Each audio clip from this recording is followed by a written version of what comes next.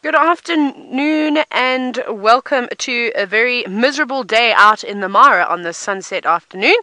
Well, you can see the elephant doesn't seem to be too perturbed at the moment. However, I might throw a tantrum at some point because I just washed my hair and now it's pouring with rain, which is typical. My name is Taylor McCurdy and on camera with me today is Manu. And for those of you who are just joining a Safari Live for the first time, big welcome to all of you. You can actually chat to us because this is live and interactive.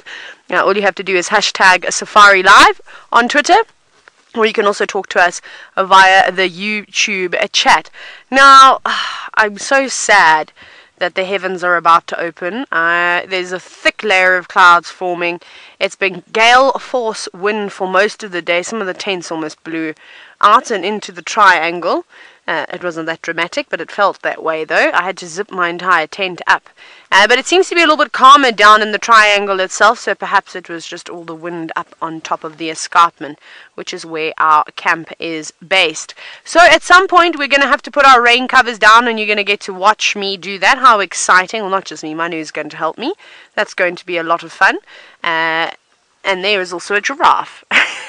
Thank you, Giraffe, for joining us on the Sunset Safari. Very excited to, of course, have you this afternoon. Now, I believe all of you are saying hello back to all of you. It's good to have you on board this afternoon. So send through those questions because you've got me for an hour and a half. And then the Djuma team will be joining us this afternoon too.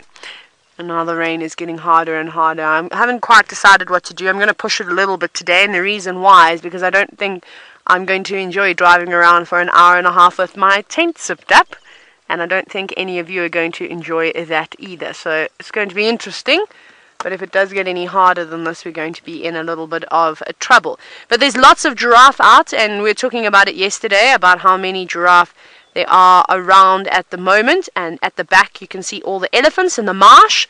That's where we were driving around yesterday. That's also where that big elephant bull that was in must, that was chasing around the cars, were too. But luckily for us, the animals closest to us being the giraffe and this one elephant, they seem to be very relaxed at the moment, and I don't think that we're going to get charged at all. There he is. He's a beautiful boy. He's quite a large elephant too, an older one. His left tusk seems to be broken. He doesn't have big ivory, but you don't have to always have big ivory. Not everybody can have a big set of tusks. But in terms of body size, he is magnificent. He'll be in his prime now. He really is a large fella. He's lovely. Just munching away, grazing. He's not at must, which is quite nice in comparison to the other bulls that we've been seeing at the moment, who don't seem to be enjoying the cars. I'm quite happy to sit and watch this fella as he goes about his day. There's definitely no shortage of elephants in the triangle at the moment. They're everywhere, and I wonder, eventually at some point I'm going to go across the river. It'll be nice to see if there are some elephants around there too. We do see a lot more elephants here in the triangle though. That's something that I've definitely noticed. Whether it's just because the Masai Mara National Reserve is so much larger that I don't get to go to the areas that they favour, but I feel as though there's a lot more food around for the elephants at the moment in the triangle. The grass is so long, lots of leaves on all the trees, and of course there's the forest with all the fruiting trees too, and that will definitely attract them. Right, Manu, what do you think we should do? Should we carry on? See what else we can find. Now we're going to keep driving. The reason why is I want to try and see if I can't escape this cloud. I don't know if we're going to. I feel like all the triangle is going to be filled with rain. But a question from Mia about that elephant bull. You're wondering if I know how old he is. You know what, it's so tough. I was talking about this yesterday. It's the most commonly asked question from guests, and I don't know why. How old is this animal? So I can give you an estimate amount. It wasn't there. I didn't stamp his birth certificate. I would say he's anywhere between 35 and 40 years old. Something along, or somewhere along those lines. But I'm not exactly 100% certain.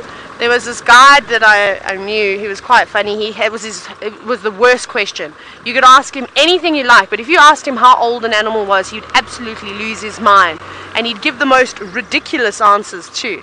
He would say things like, someone would say, how old is that this giraffe in front of us? And he would say 3,946. That's it. No, not years, months, nothing. He would just give a random answer and then carry on driving.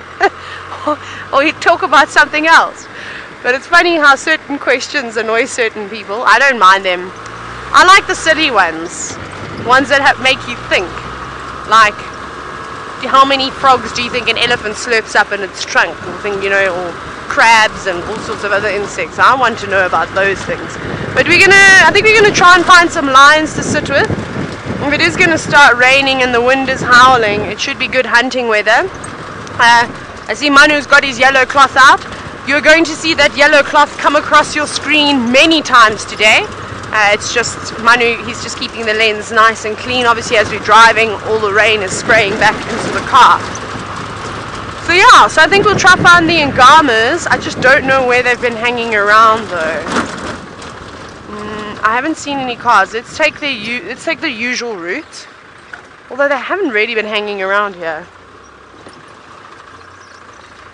Now, Scarlett, you're wondering if it rains almost every single day in the Mara. Most days, especially at this time of the year, yes.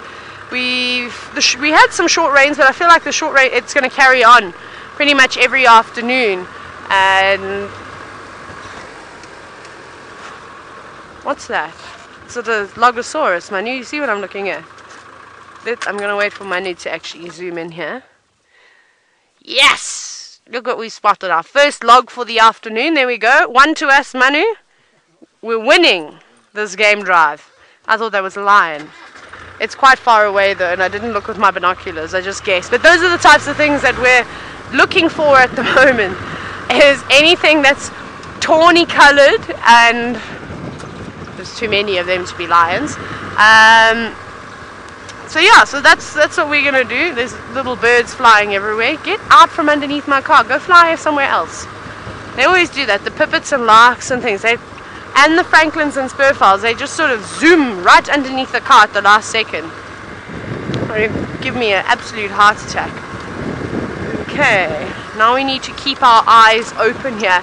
And because the grass is so tall, I am gonna have to concentrate as hard as I can, otherwise I'm going to miss the cats, and I'm sure you'd prefer to actually look at some animals rather than staring at the back of my ponytail all the time. So I do apologize if it doesn't look like I'm paying you much attention. That's just how you have to find the animals, is you actually have to look for them. Just see if there's any tracks. Or I don't even know why I bothered. Gusting up to 40 kilometers an hour today. There are not going to be any tracks left, and with all the pitter-patter of the rain falling on the sand, that's also going to sort of mess those tracks up, so we won't be looking for footprints on the floor unless it starts pouring with rain. Then we can see them in the mud. Now, Brad, you're wondering if the grass would keep growing if the wildebeest didn't eat it. Yeah, most certainly it would get to a certain point though. Obviously every species of grass, like the various flowers and trees and shrubs, they only get to a certain height, and then you'll find that the grass will die off. If there's no water, then the grass is going to go yellow and go dormant, but it recovers fairly quickly, so it shouldn't take too long for the grass to come back again. But yeah, in some areas though, this oat grass is taller than what I am, and I almost said I stand that like an animal. I'm 1 meter 72 centimeters, so I'm not that tall, but I'm tall, and I can walk through it. Actually, I have a great picture to show you. Can I just show you how tall the grass is at the moment? Let's do that. Let me dig in my box. Mine is going to show you something interesting over there while I try and find the picture. Luckily, I didn't delete all the images of my camera. Let me... Oh my goodness, I haven't edited photos for a few weeks. What have we got there? It looks like a brown snake eagle. Just from its shape, yeah, and big yellow eye. It's quite far away. I don't see any white on it, so there we go. A lovely brown snake eagle. Just sitting up, hoping to spot, I'm sure, some little rodents or something that are moving through the grass, or maybe even a snake crawling up a tree, or a lizard out sunning itself. Manu, I've taken thousands of pictures. Do you know what it is? It's yesterday, spending the whole day out, photographing the topi and the cheetah and elephants. Now we're at the lions from the morning, yesterday morning. There's the waterbuck, some more elephants, the buffalo, aeroplane, and that's from TV. I'm going way back. Okay, it's coming now. I promise we'll have a look at it. It'll be quite cool. Goodness, I know how to click away. Sorry, this is really drawing out, but I promise you it'll be worth it. It's quite funny. Oh no, come on, Taylor. I should have gone the other way.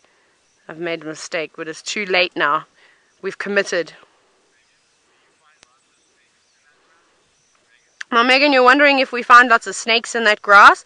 Most certainly. We actually don't see them because the grass is so long.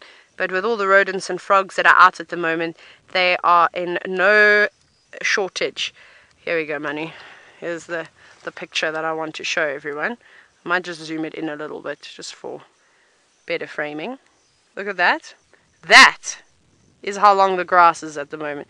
The fact that you cannot even see the top, well, you can't see the entire black rhino, that just goes to show how long the grass actually is. It's pretty crazy. I reckon I could walk through there and my head would just be sticking out. So there we go. There's a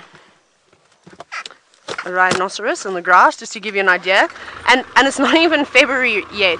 From my understanding, the grass is quite long in February now, so I'm a little bit worried about how on earth we're going to find any animals if it's going to stay like this. Now, we do have a couple of challenges ahead of us today, particularly in this area. If the Angamas are here, this is not an off-roading area, so if they are laying under a tree just off the road, the chances of us actually seeing them is going to be very, very slim. And what I am hoping to do is bump into some guides, and then they just say to me, oh no, the Angamas are somewhere else where you can off-road. That'll be quite nice. I don't see any cars actually gathering at all. I don't know if a lot of the vehicles have already come back this evening. Remember, they can't stay out as late as what we can stay out, so they do have a restriction and have to be back through the gate. And most of the time the guests are going out for a full day safari. So in the Sabi sand it's slightly different because it gets so hot there. We also don't have roofs on the cars, so typically a morning and an afternoon safari. And then here everyone likes to go out early in the morning and sort of come back at about 4:30, 5 o'clock, enjoy a sundowner back at camp, go back, freshen up after a long day out, and then come through for an early dinner, which works quite well. I mean, the things that you see out during the day are pretty spectacular. There's a black-bellied bustard.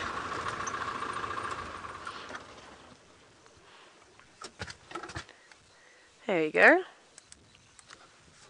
We're seeing and hearing a lot of black-bellied bustards at the moment. The males are all calling for the girls with that beautiful champagne sort of pop-like sound. Oh, and I just caught a little insect.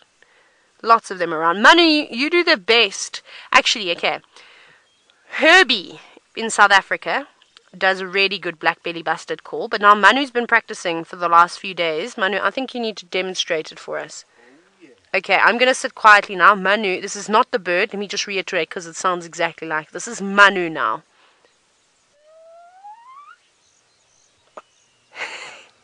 Did you hear that? How cool was that? And wasn't it perfect timing that the bird kind of did it at the same time? But we're too far away to even hear that bird. It's probably about 60, 70 meters. Okay, we're going to do it again. I think it's so good. Very cool. Manu, how are you even doing that? I can't. Your lips need to be a bit wet. Do you have to lick them? Yeah. Manu's giving me the technique. He says you've got to have moist lips. You're going to lick your lips. And then you've got to do a little whistle and that. And I hope you're all doing this with me as I sit and tell you about it and practice.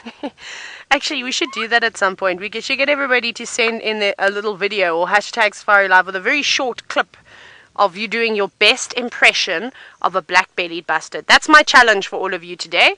Let's see who's brave enough to put themselves on camera, seeing as though I do it every single day. It would be nice to see some of your faces, and of course it's just a lot of fun. Even if you're horrendous like me, that's okay. I'll probably laugh at you though. That's most certainly going to happen. But that's a nice little challenge, I think, for everybody this afternoon. And if you've got children, maybe show them the call and get them to do it. I think it could be quite funny to watch the kids try and do something like that. Looks like he's going to call again though. See how he's stretching his head up? Yep.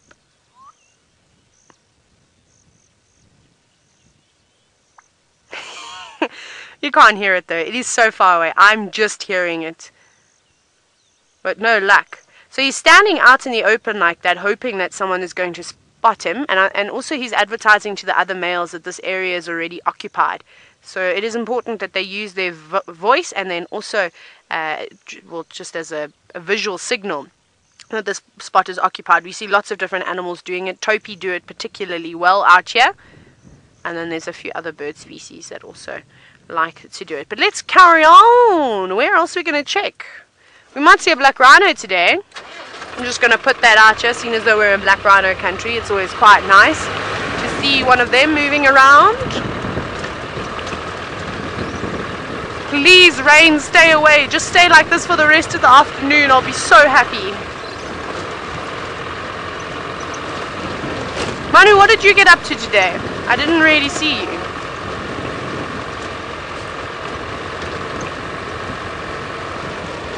Manu? My wig. Added some good. Oh yes, Manu breaks things more than I break things. No, I'm joking, he doesn't. Just some wear and tear on a bit of equipment. And he was playing maintenance man, I think, in the tech room. Oh no, and then you did a headstand. Manu and I were doing acrobatic tricks, well, I'm trying to work on my handstand. I used to be able to walk on my hands for a long time as a kid, and I've decided that I'm going to try and do handstands and hula hooping and cartwheels and all sorts of wonderful things like that. So I've been practicing quite a bit. Not particularly. Do you think I'm getting better at my handstands or not really? You think so? Oh, we'll see. And try and do a few handstands every single. Maybe we'll do some tonight. Ah, okay. So I believe a couple of you are wondering what I think about Tristan falling out of his car. I laughed so hard until I had tears streaming down my eyes. I was quite lazy this morning. I was awake very early, and then I was sitting and I was reading in my room, and the next minute I started getting all these notifications coming through on Twitter, people tagging me and things saying, Tristan this, fall, and I'm like, what on earth is everyone talking about? So I then decided that it would be a good time to Djuma. I left my phone alone, and I was skipping and doing all sorts of things. And then I was like, nah, I've got to go and see what's going on. So I walked into Final Control all nice and sweaty. And then Ryan very kindly showed me what happened. Absolutely hilarious. The best part as well was the fact that Ferg managed to make it into the front seat. I don't feel so bad anymore because the amount of times I put David in the front seat driving around in Djuma is far too high. So it's about time someone else did that to cameraman. But I feel like it's just Tristan and I, we're both relatively athletic, but we're also particularly clumsy. Me more so. I trip all the time. I trip over nothing. I'll be walking on tiles and I'll find something to fall over on. It's the most ridiculous thing in the whole world. Hey Manu, like I can go safari parkouring, leap and do all sorts of amazing things. And then Manu says I have the best recovery. It's from experience, from falling a lot. You see, you get good at these types of things. So yeah, so that was quite funny. I kind of wish he'd fallen out into a mud wallow though. That would have been way more spectacular. But Tristan and I win the, well, I think we win the award for bloopers. Or if only you saw all the other things that we accidentally do. I have to tell this story, it was really funny. So one day it was after driving, it was a rap party or something, it was quite cool. We have at the DRC these amazing benches and like sort of like picnic tables, wooden tables with the benches. And Steph and Emily, and I'm going to start crying because it was one of the funniest moments I've ever experienced in my entire life. And I just happened to be at the right place at the right time. So it was Steph, James and Emily sitting on this bench, and I don't know what happened. The bench broke and they fell backwards and they tumbled back. I don't know why no one has ever told this story before. I can't believe I haven't told it. This happened last year. And I was just standing there going, oh, is everyone okay? Everyone was fine. And then of course burst out laughing. And there weren't too many of us that saw it happen. So now I'm just crying like I was crying when I was face first into the mud, when I fell into the mud. And we just also, remember the deluge, Steph's deluge, and he made us fill up all those sandbags. It was crazy. So we'd also just laid this whole row of sandbags. We'll ask Tristan to comment on it as well, because he filled up most of those sandbags. So I wasn't used to them being there. And the next minute I heard Rebecca's voice, and Rebecca's one of the directors, and I was like, she's going to love this. She's going to roar with laughter like me. So I just went running to go and tell her, and I hit the sandbag. I just forgot didn't realize they were there. They'd only been put down that afternoon. And then I did a somersault and then landed in the latter fencing where the bathrooms are. And then everybody that was walking down the corridor, all they saw was me hitting the sandbags and then laying on the floor. So they had a good chuckle about that. So it was that was karma. That's what you call karma. Me laughing at other people and then something happening. It was kind of like what my mom always used to say. If I was cheeky back to her as a kid, I would then stub my toe or something. My mom would turn to me and she'd go, yeah, karma. All the time. Every time I was cheeky to my mom, I'd kick my foot on something, or I'd trip and fall and scrape my knee. Yeah, that's my life. So yeah, so we have many funny things that happen around camp all the time. Sometimes I wish that there were cameras up just to document the hilariousness that actually goes on that you guys all miss. But don't worry, I'll tell you all the stories. But I can tell you guys the stories all the time anyways. So, no luck on lions just yet. Sometimes this can be a good spot. This is going to be a disaster of a game drive, I can just tell. Richard, it's basically what's going to happen. It's going to be filled with just stories and no animals, because they're none around at the moment. And now one from Richard, and he said, have I seen any crocodiles in the Mara yet? Do we have to pull out the pictures? Okay, let me stop. Now I've got to find the right notebook. It was a while ago. It might be this one. Let's see. I've got so many notebooks. I think this could be the crocodile notebook though. Yeah, I see some pictures. That is an elephant. Yeah, so the one time I accidentally was trying to say crocodile and crocodog came out, and then it was quite hilarious. And no one has let me live it down. It was also like that one time that I said Buffelshoek ham instead of Buffelshoek dam. That was also a very embarrassing moment. I've got many. You could have a show just about my embarrassing moments at Safari Live. Where's the crocodile? It has to be here. Does anyone remember what color my notebook was? Was it a brown one, a blue one? Is it here? No, it has to be in this old one. Got it! Ha! Here's the crocodile. That's which way? Mine is going. What? First time. I think this was that was version 2.0, and it even has a Latin name, Barcolot crocus, because obviously. And there's my very untidy handwriting, and then the first one, which was my favorite one, which was the original crocodile. This is the giant one. That's a scale. And that Latin name is Crocodilus barcalensis. See, that was the original one, and then I just ran out of creativity. So yeah, I don't know why it says woof woof though. Yeah, well there we go, everybody. I cannot help myself. This is just who I am, Clumsy Taylor. So what is my new name? I got given a name, McMuddy, Taylor Jane McMuddy. Guinea fowl. Hang on, these are cool birds. Hi, guineas. Oh, I have a funny story to tell you about the guinea fowl as well. My note was with you as well. So, a few days ago, we didn't have any signal, and we were waiting to start the show, and we came across a group of guinea fowl. This might even be the same little flock, because I've noticed there's a few groups that hang around in the same area. And we drove through a puddle, so we splashed the water out. And the next minute, the stream of water, which I've also got photos of, I can show you, was streaming down. And these birds started panicking. They started alarming. They thought it was a snake that was moving on the road. It also just goes to show how they're not the most intelligent creatures out there. So then they stared at it for maybe 10 or 15 minutes before they eventually realized that it was water. And guinea fowl are interesting birds. We had lots of guinea fowl on the farm that I grew up on, and as well as chickens and things, and we had lots of puff adders obviously going after the eggs. And you would know straight away when there was a puff adder, because they would surround the snake and all sort of stare at it. Okay, here we go, Manu. I've got some more pictures. Hopefully that's an okay angle. So this was quite a funny sighting. I actually wish we had it live. You all would have laughed so hard. So there's the water streaming in on the left, and you can see how they're all looking at it like, what on earth is that? I'll just keep scrolling there. They're panicking a little bit.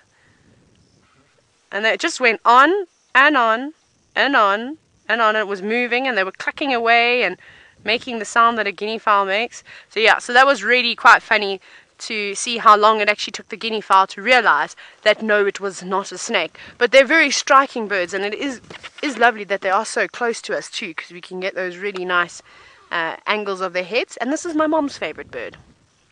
She loves guinea fowl. My dad doesn't like them too much because they make a noise. I don't think most people in South Africa enjoy them at 5 o'clock in the morning when they all start chirping, and they're particularly popular in Cape Town in South Africa. Excuse me, I've got hiccups now. Oh, that's going to also be fun. Maybe it was just a rogue one. Oh, there they are. They don't blend into the vegetation very well, though, compared to other birds. That black and white does stand out with the blue. Now, Debbie, all the way from Vancouver, you were asking about the crown crane nest and if we were anywhere near it. Unfortunately not. It's on the main river road, so we're probably about a 40-minute drive away from anywhere near that crown crane nest. We'll see if we get around that way. I'm not too sure if we will make it, because I'm going to play a game of Dodge the Rain, and I seem to have dodged the rain, touch wood, at the moment. So we might stay in this area this afternoon. What's that? No, that is nothing. Another stump. Our day might just be filled with spotting stumps and not actually any animals, but we'll give it our best shot. I feel like the last few drives I've been exceptionally lucky, like really, really lucky. Everything that I've asked for, I've received. So what I do want to do, though, is I don't know about all of you, but I thoroughly enjoyed those jackal pups yesterday. That was incredible. So I think what we will be doing is I'm going to just meander quickly through some of these grassy sections to find either the Angama pride or a black rhino, and then I think we'll make our way there to that spot and see if they are out and about this afternoon again, and see if they'll come over to the cars. I'd like to spend a bit more time with them, and I look forward to some questions from all of you about those jackals. Obviously we're doing a school drive, and it's always nice to have the kids on board, but I think some of the regular viewers would have had some great, interesting, thought-provoking questions about those young pups, and they were quite entertaining too. But we'll see. Okay, now I'm looking very carefully to see a horn or an ear from a lion or a tail flick up, anything like that. I'm even sitting up straight for the first time in my life. No, that's just different colored trees. A bit quiet. Ooh, okay. A good one. So, excuse me. I've now got a little tickle in my throat. Handicap visions. You were wondering, how long does it take to become a guide? Not that long, funny enough. You actually can do your basic guide training within like 4 weeks or something ridiculous. And And the whole thing about being a guide, though, is experience. So the way that the qualifications are designed to become a guide is that you need a certain amount of experience once you've got your basic one to do your next qualification. So, which I think is quite good. I think that's a really great way to go around it. It stops people then doing their level 3 and everything all in one go. And then, because I mean, I couldn't imagine a level 3 guide with 2 years experience. They wouldn't know very much at all. And that's the thing with those qualifications, is that it's not just on your knowledge, it's also on your hosting skills. Is that there's so much to just being a guide. You've really got to be a people's person. You're constantly surrounded by people. I like to describe guiding as you have to become your guest's best friend. That's essentially what it is. People come on holiday, they want to have a great time, they want to hear good stories, they want to see amazing things. So are we like rent-a-friends for 3 or 4 days? No, I'm just teasing, we're not. It always ended up like that, though. Most of my guests, I'd say about 90% of my guests that I guided didn't leave as guests, didn't leave as strangers, that I almost left like my extended family, which was always really nice. It doesn't happen like that all the time, but majority of the time that was the case. And I can only speak for myself, though. That was just the way that I had it, which is really nice. So I basically got friends now all over the world from the last few years of guiding. It's such a rewarding job.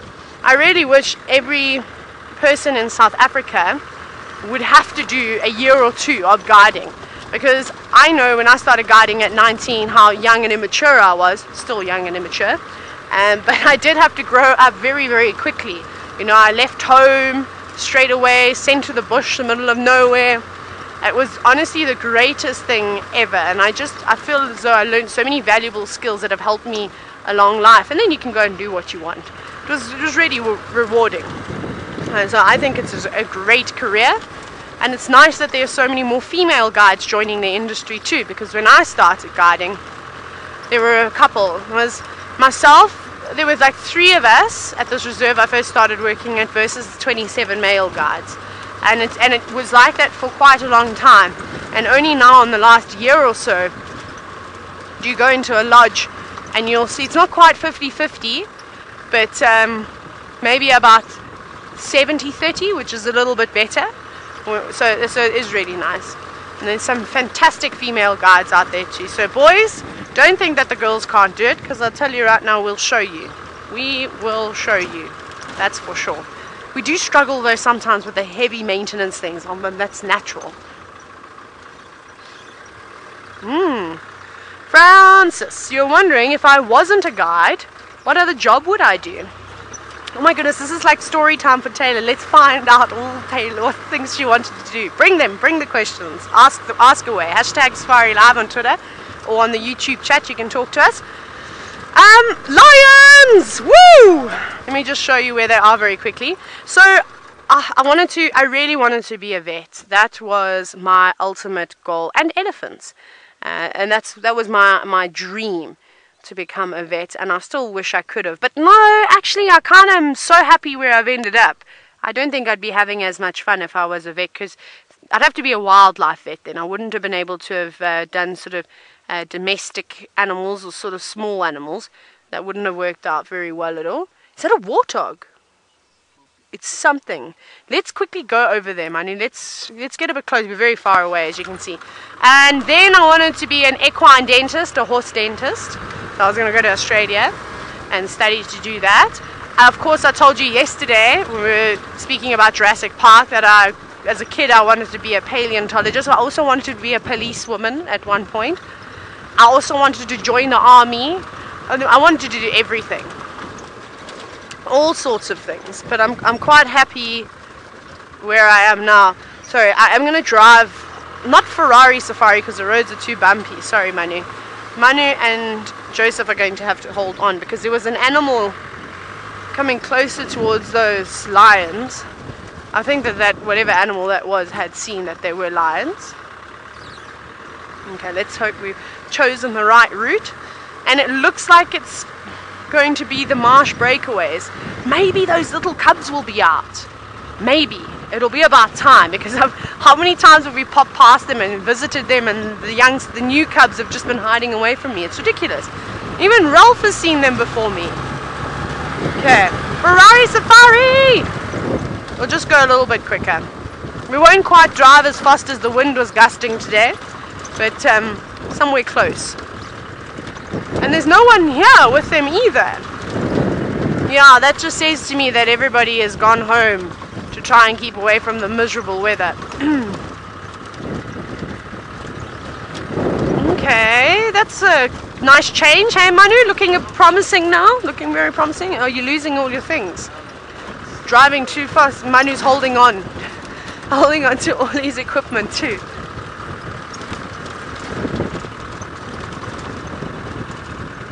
Now Carl, you're wondering why there are so few trees. Is it because the grass is too thick? No, not at all. It's just the vegetation type here. So predominantly grassland, and small savanna as well. So basically you'll have predominantly grass species growing with a few trees in between.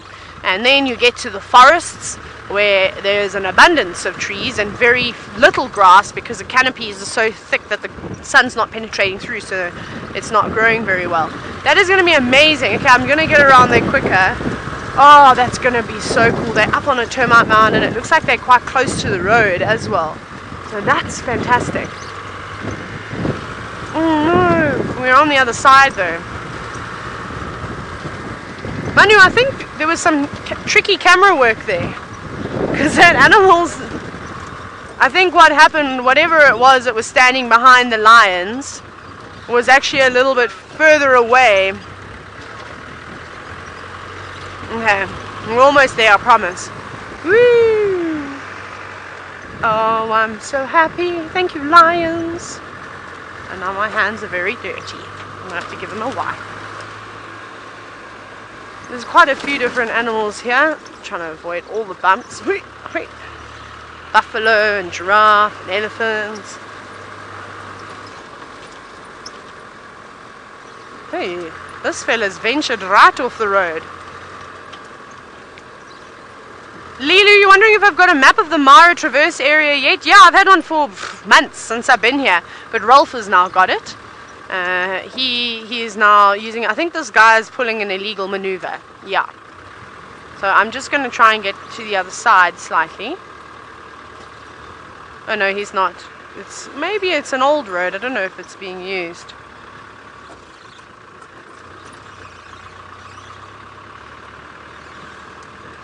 Okay, let me just do this. So I'm just everyone going to get us on the right side here so that we don't have any other vehicles in sight. We'll park like this for now. There we go. Sorry, Ryan, please may I have that question again?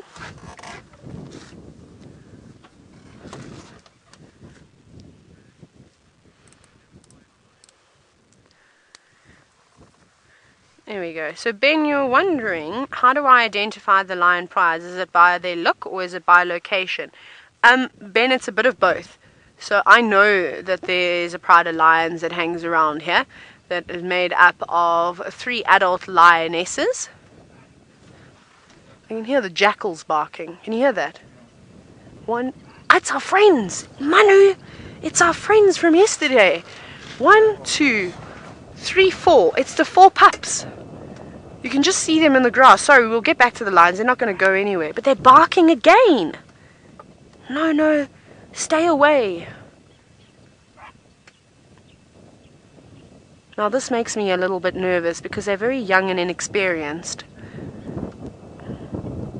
And I don't want their curiosity to get the better of them. They're obviously barking because they're alerting all the other animals that there is a predator around. And that's of course a function of dogs. That's what we've grown up with dogs. That's their role, is to protect us as humans. I mean, it's an amazing relationship that the Canidae species have with humans. Obviously, if there was a potential threat, they would alert us, growling, barking.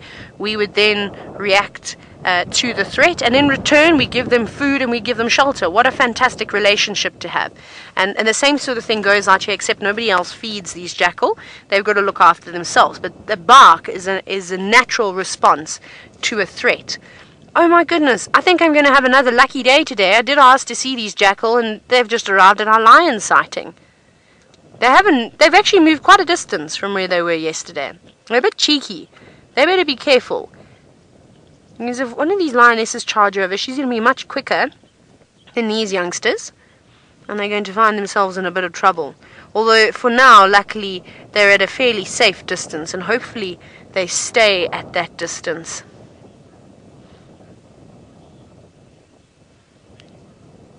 Now, Ladybird, you've said that the jackals are so cute. They are. They're one of my favorite little creatures.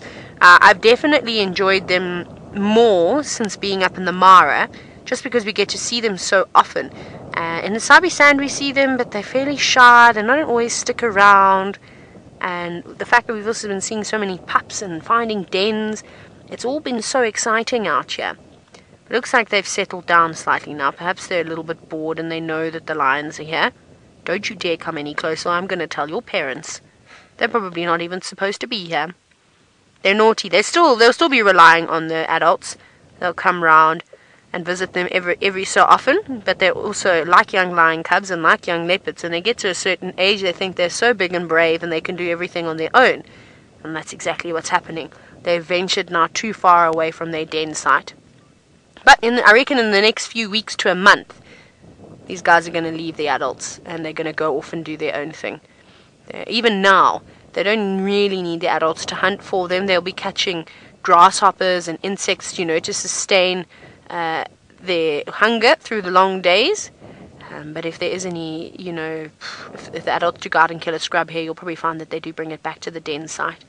Or alternatively, these guys are old enough, they might come back and lead them to a carcass so that they can scavenge on and learn how to do that.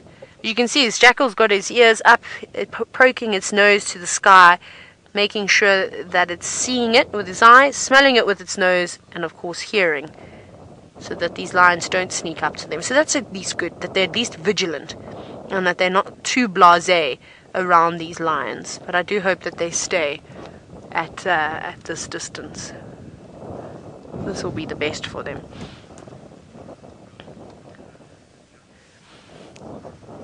Now, Scarlet Sky, I have a feeling I have asked this question, or we figured it out before, but I've forgotten.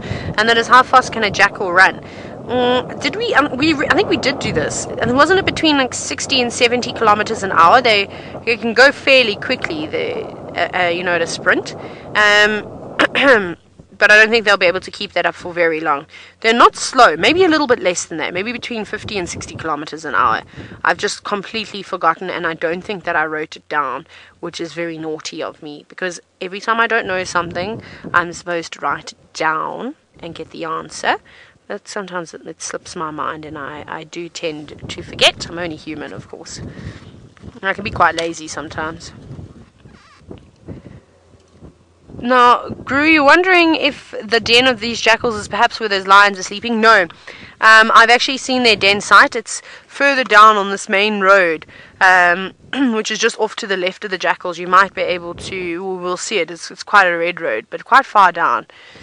So they're denning around there. Actually, man, it's quite nice. The lions have actually poked their heads up, which is a nice change. Yeah, just over here. Hi, girls. So the new cubs are not here, unless they're sitting on the other side of the termite mound and I can't see them. It just looks like the 4 older cubs that are out. Those other ones, I think, are teddy bears. They're still very, very young, so they might just keep them hidden away. And when they're a little bit older, they'll come out. You guys are very cute, though. You probably want to go and play with the jackal, don't you? Knowing these youngsters. Although, you know what I do miss about the Nkuhumas is that we would see the Nkuhumas, the youngsters, chasing after francolins and spurfowls. They were always so keen to play. I haven't seen much playing of lion cubs other than the Angama pride. Everybody else is always either sleeping or just laying around, cuddling with the adults. But no real playing sightings. Like, there we go. I'd be chasing Mom's tail right now if that were me, if I was a little lion cub.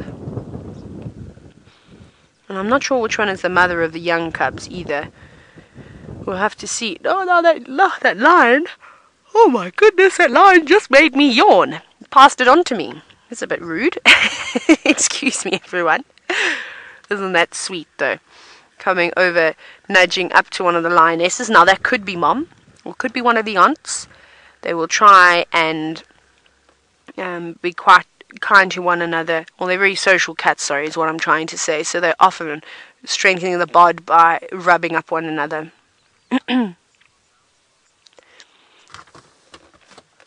Now, Matthew, you're wondering if lions sit on mounds to see further. Yes, of course they do. Like a lot of the other animals out here, use vantage points, especially when the grass is taller than the top of your head. It's essential that you do that. So we've seen it's not just the predators that utilize termite mounds, but a lot of the other mammal species too, a lot of the herbivores. And I also wonder if these termite mounds don't hold a lot of heat. I have seen squirrels before, many times in the Sabi sand, sitting on the chimneys, and I'm sure that they're warming up their tails and their bottoms by doing that. We see baboons doing exactly the same thing too. So I wonder if these aren't also good retainers of heat. And for those of you who have ever found a termite mound with an open chimney and you've stuck your hand in the chimney, you'll notice how much heat is actually being pushed out. So it is quite warm. This termite mound doesn't look particularly active. Maybe it's active below the surface of the earth, but on top it doesn't look like it's too active. There's no openings, nothing like that at the moment, but there are plenty of them around here. Now they're all, those two cubs are fighting over who's going to lay where.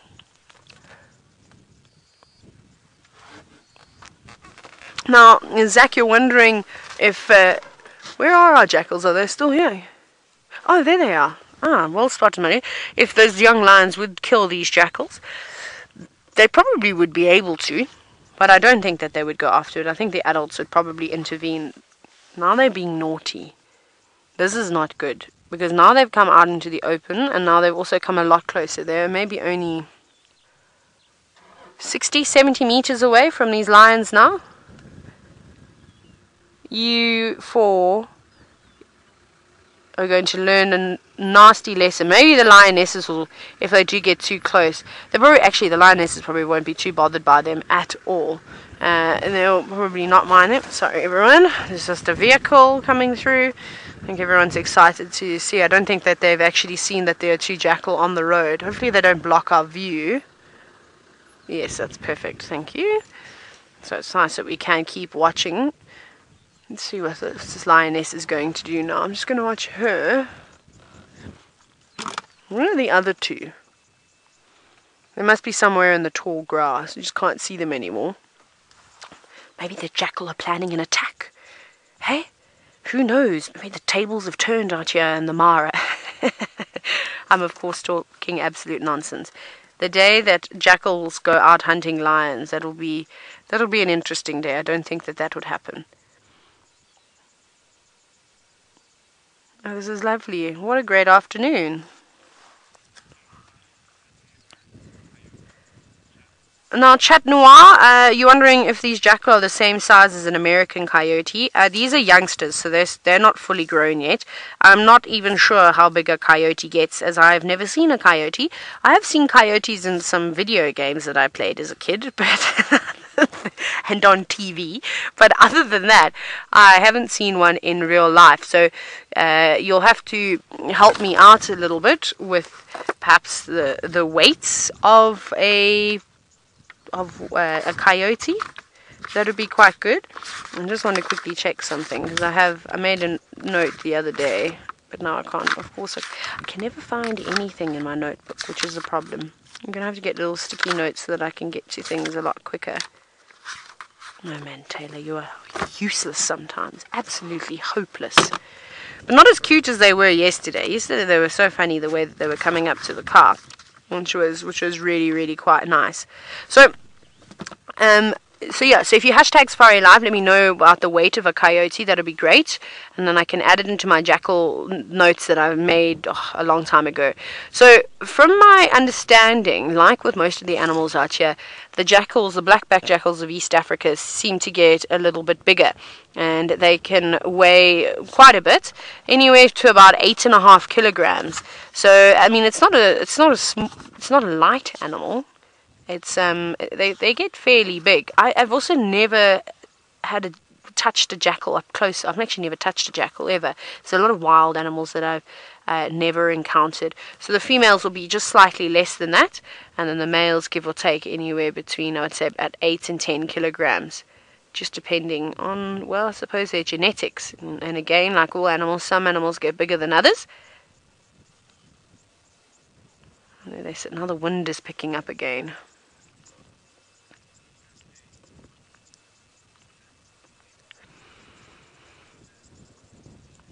Now, it's so nice to see so many of you concerned about these jackal. And Dina, you're wondering if these young pups would be able to find their way back towards the den. Most certainly. They know exactly where home is. They've decided that it was just a bit boring there and there wasn't many things to play on. So they'd come out and find some other animals to play with. I think they're quite brave, though. I don't know if if I was that little, would be getting so close to a relatively large pride of lions. And then I think that they know that they're being naughty, because it looks like they're heading home now. Maybe what we will do in a little bit, because there are a lot of cards coming around these lions, is that we can maybe try and follow the jackal instead. Let everybody have a view of the lovely lions, and then hopefully we can come back at some point. I just don't want to crowd them too much. Yeah, they keep stopping and looking back at the lions, just to make sure that they aren't being followed. It's almost exactly what we do when we're on a bushwalk and we're trying to get out of a sighting. We stop, we make sure we keep watching what's going on behind us and that we aren't being followed. What have they seen now? Now their ears are pricked up again. They've spotted somebody else to go and harass by the looks of it. They're naughty, aren't they? They just look like they're up to no good today. You'd think if they had a backpack in their backpack, they'd have spray paint and a carton of eggs. Getting ready to egg some houses or do some graffiti. That's what they look like they're up to today. Might find that they were just hungry and they just went off to go exploring to find some snacks. You'll see that they can't help it. Their nose is so busy. Already looking through the grass. And just as we saw that bastard eating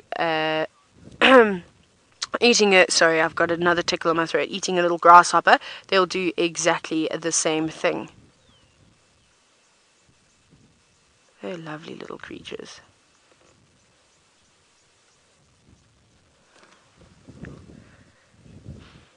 Now, Carl, you're wondering, how do jackals behave in close contact to people?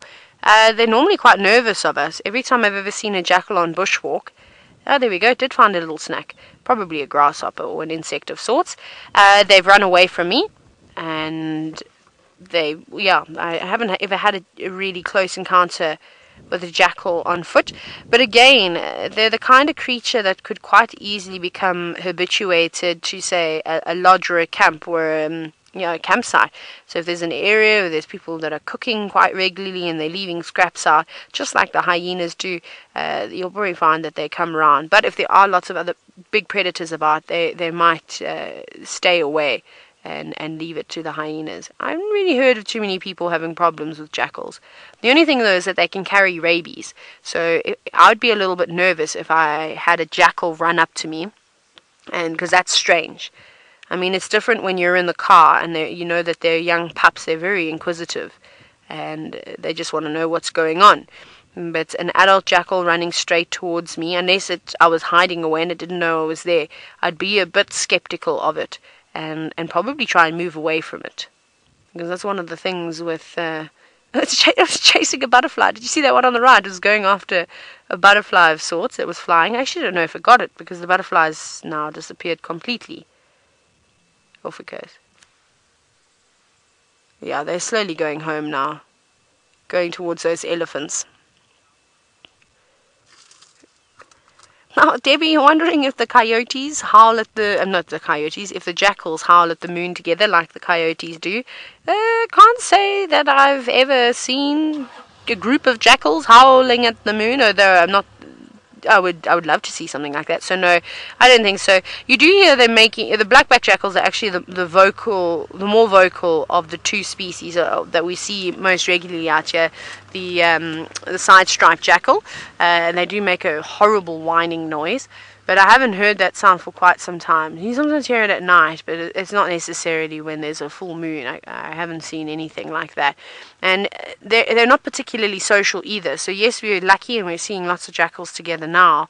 But the reality is that these guys eventually will separate and they will go off on their own. And once they're old enough to mate, you'll find a male and female will typically live within the same territory. But other than that, they'll be all by themselves.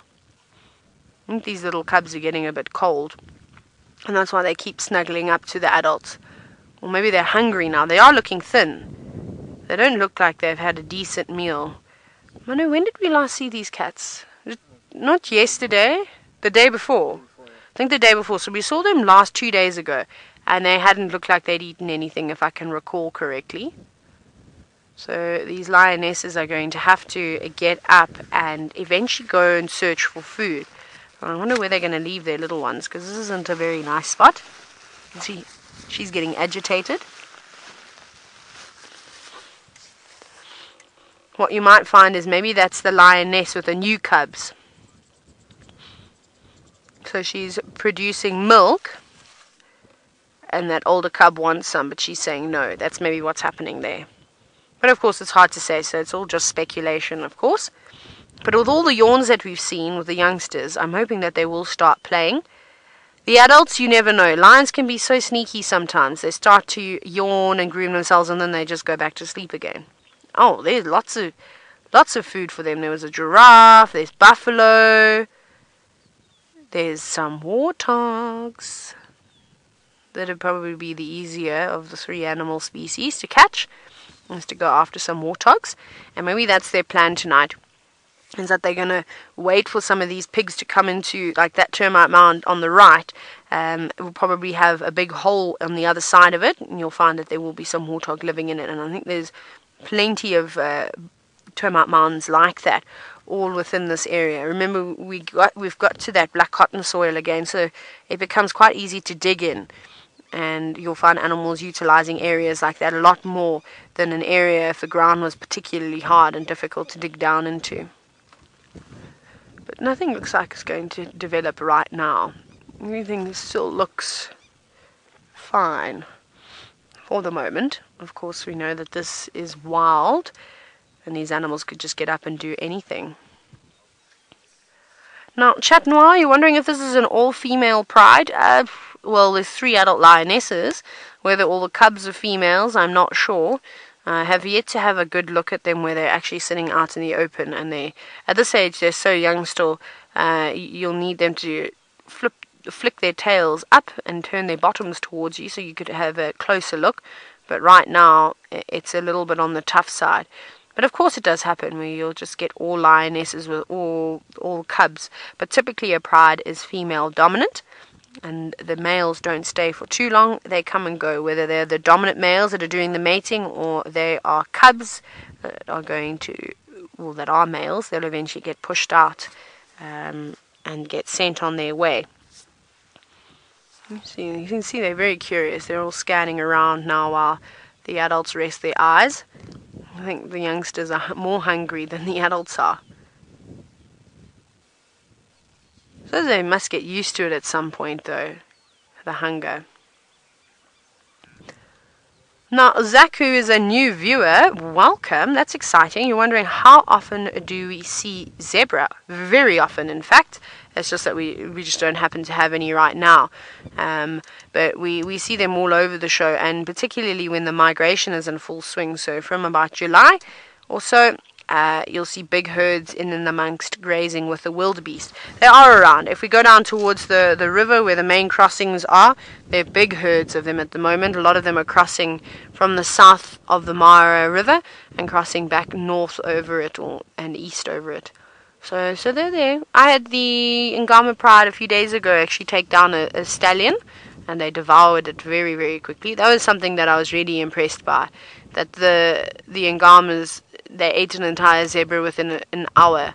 They must have been starving. And I mean, a zebra is not a small animal. And the fact that it was a fully grown stallion, it was so impressive. It was a sighting that I'll never forget for the rest of my life. Yes, little ones, I can see you getting a bit antsy now. Wake the moms up. Now, I believe a couple of you are asking which Pride of Lions this is. This is the Marsh Breakaway Pride, or also sometimes I think we've also called them the Olololos. So it's 3 lionesses and 4 cubs that are just under between 5 and 6 months old, maybe a little bit younger than that. And then there's also 3 new ones that can't be, they must be between 2 and 3 months, but they're not here at the moment. So this pride is growing quite quickly, in fact, which is nice. The Angama is one of the bigger prides that we see. That's 4 lionesses, and again, I've only ever counted 13 cubs. So that's a massive pride. And then the triangle boys, or the Chitwa males, they pop past through this area frequently. In fact, from what I understood yesterday, we had those 2 lionesses, my 2 favorite girls, up in the marsh. Apparently those boys were somewhere around there, but perhaps they were just laying flat in the grass that I couldn't see them. Must have just missed them, which is a pity because I enjoy seeing those boys. Quite interesting little creatures.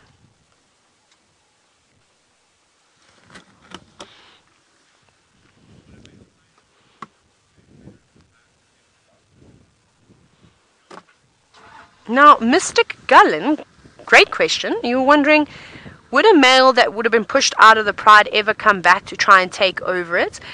Probably not. And the reason why I say probably not is because once they get chased out of their the pride that they were sort of born into, they normally have to move around quite a bit. They can't stay in that area for too long because those males, if it's a coalition, and we've seen how popular and how common coalitions of male lions are out here in the Mara, is that they won't just be patrolling that one pride. They might have 2 or 3 other prides, so they'll be constantly moving.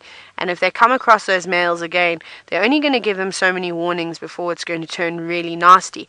So you normally find that they move right out of the area. They can move miles and miles and miles away. For instance, the Birmingham boys, I always think it's a good example. They've come from the Timbavati and now they're in the Sabi sand. That's a huge distance away. So yeah, so no, I don't think that would happen. And it also would take them a few years before they could even think of challenging a coalition of males for their pride. So it would just be too long. I'm sure the odd case happens every now and then, but it's not a particularly common thing to see. Are these warthogs coming home? They are too. So these 2 warthogs are actually walking towards us. Manu, you know this next termite mound, the next biggest one, off to the right, that one there. I think that's where those warthogs are living. I think they're slowly making their way here. This is the one I was telling you about, that I think there's an entrance on the other side. And the reason why I say that is you can just see that there's not much grass on it, so I think the animals have been walking around. Look there, that one as well, just to the left of it. Other left. There we go, that small one. There looks like there's a hole in there too. Can you see that? That looks like there's actually something has been dug out over there. So I reckon this is the area that the warthogs are coming into, which will be really good because that means you're going to watch a potential hunt happen. I'm not saying it is going to happen, but if those lionesses do spot them, they're going to come here. I'm trying to figure out what the wind is. The wind is swirling quite a bit at the moment, so that could be a disadvantage to the lions.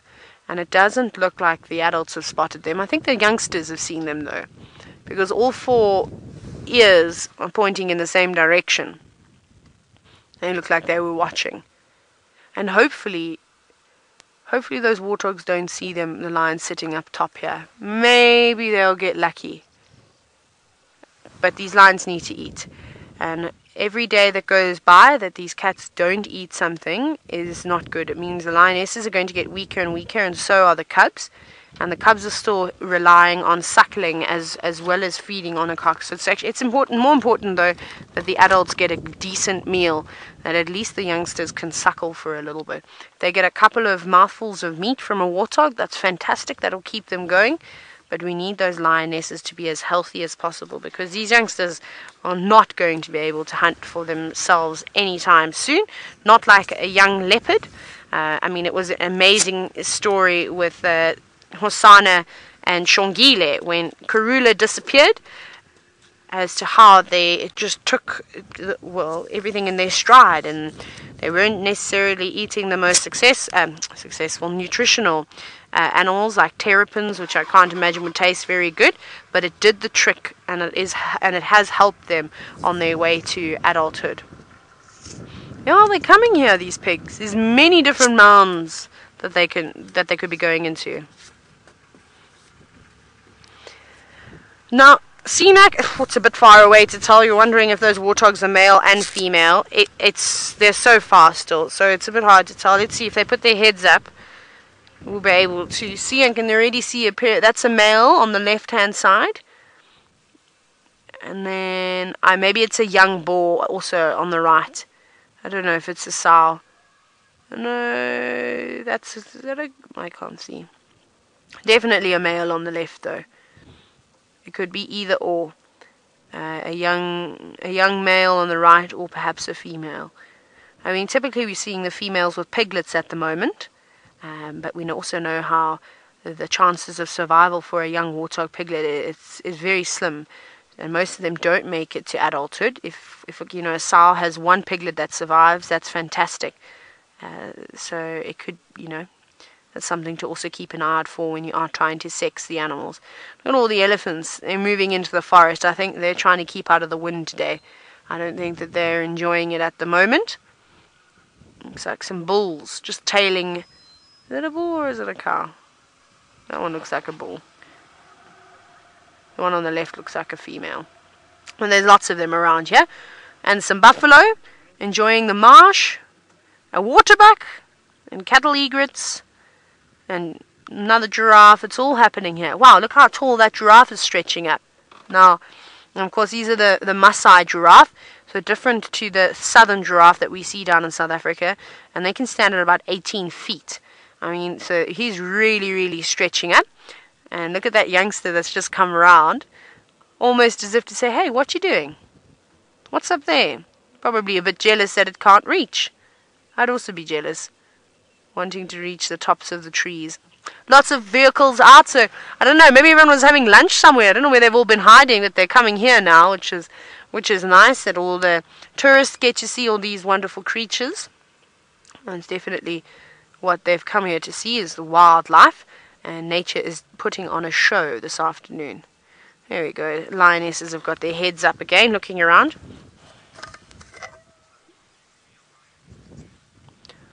Oh.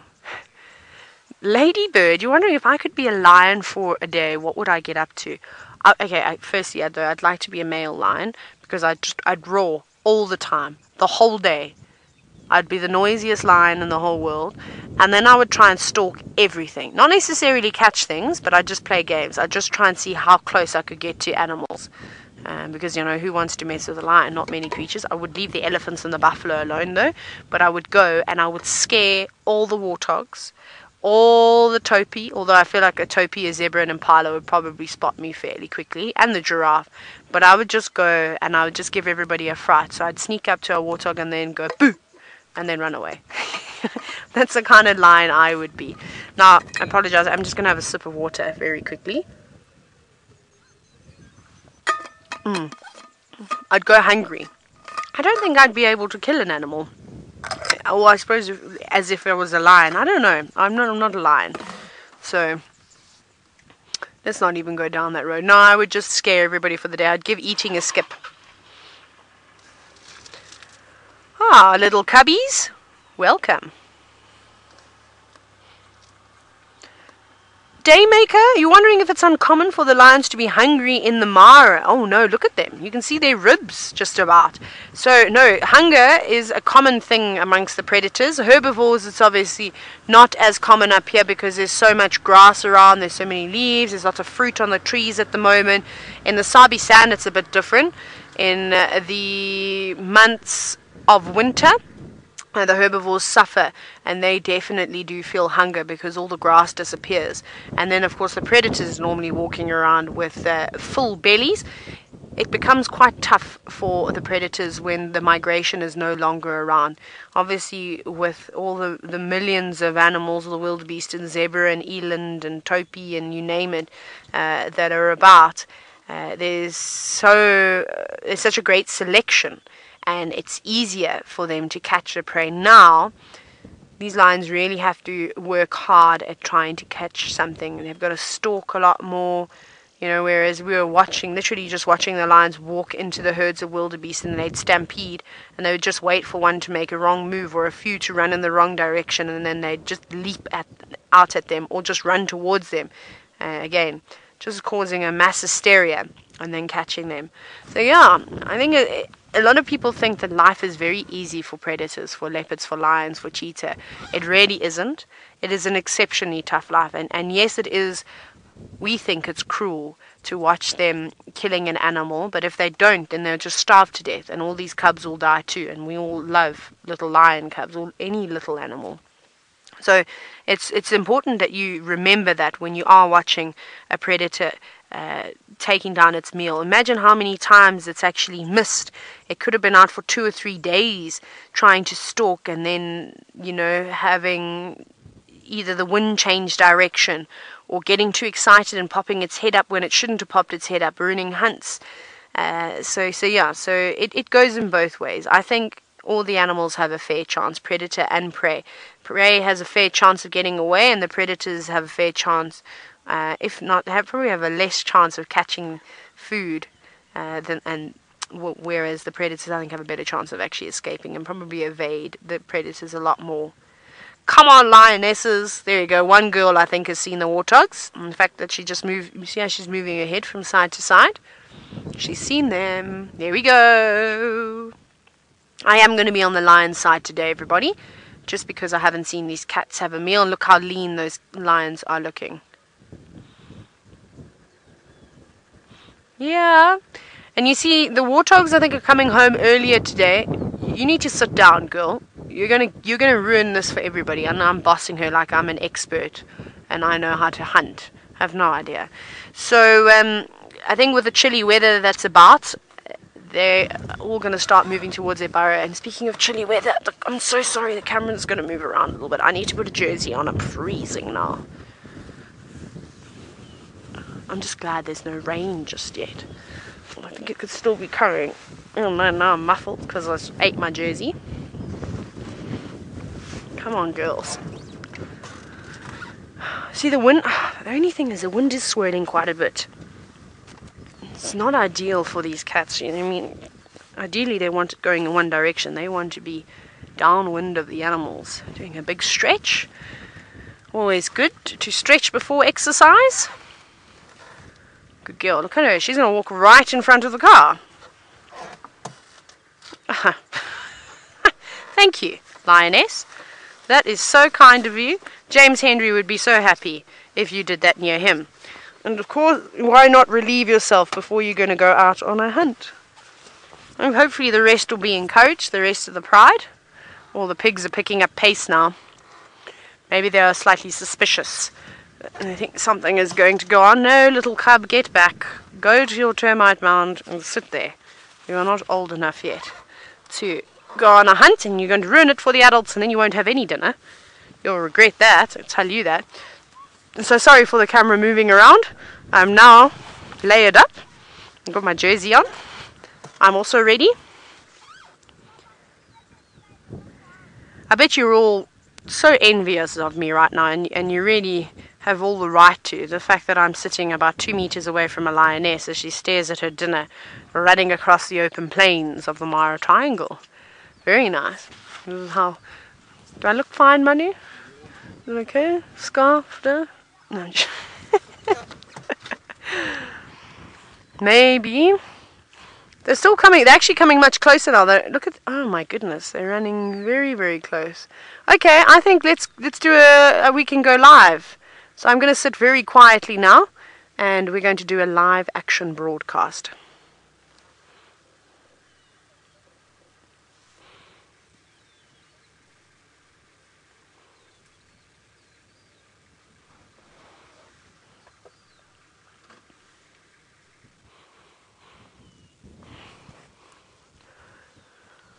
Good afternoon and welcome to the Mara Triangle in Kenya. You are live with me on the largest safari vehicle in the whole world, and you are looking at a warthog moving through the grass.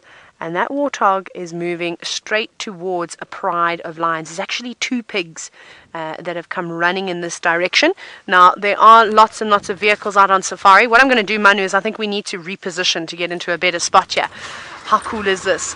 Okay, my name is Taylor, and on camera with me is Manu, and we need to move around. I'm just going to show you very quickly. Here's the rest of the pride. We are going to move into a much better spot because we can't see that other lioness anymore. And you'll notice that the lions are quite happily to move around here. Now, if you have just jumped aboard, I'm very excited to have you join us. You can ask us questions. All you have to do is comment away. So all I'm going to do now is I'm going to stop right like this. So we've got the lion there. One of the lionesses has moved off. I'm actually going to just talk a little bit softer now because this warthog is walking straight towards her.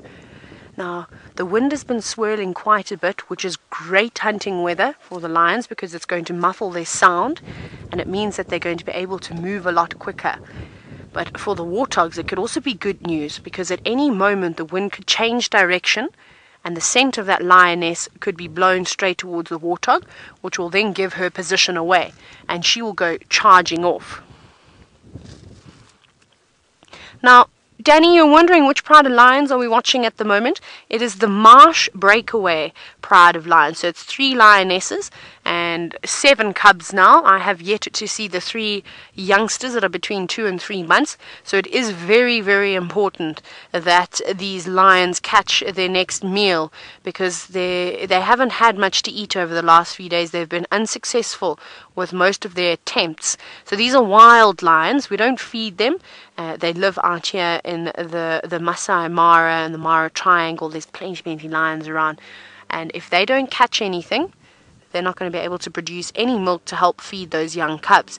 The older cubs, though, and even the youngsters to an extent now, will start nibbling on carcasses. And it's very exciting to see what's going to happen out here. See how she's also using that rise in the road to her advantage.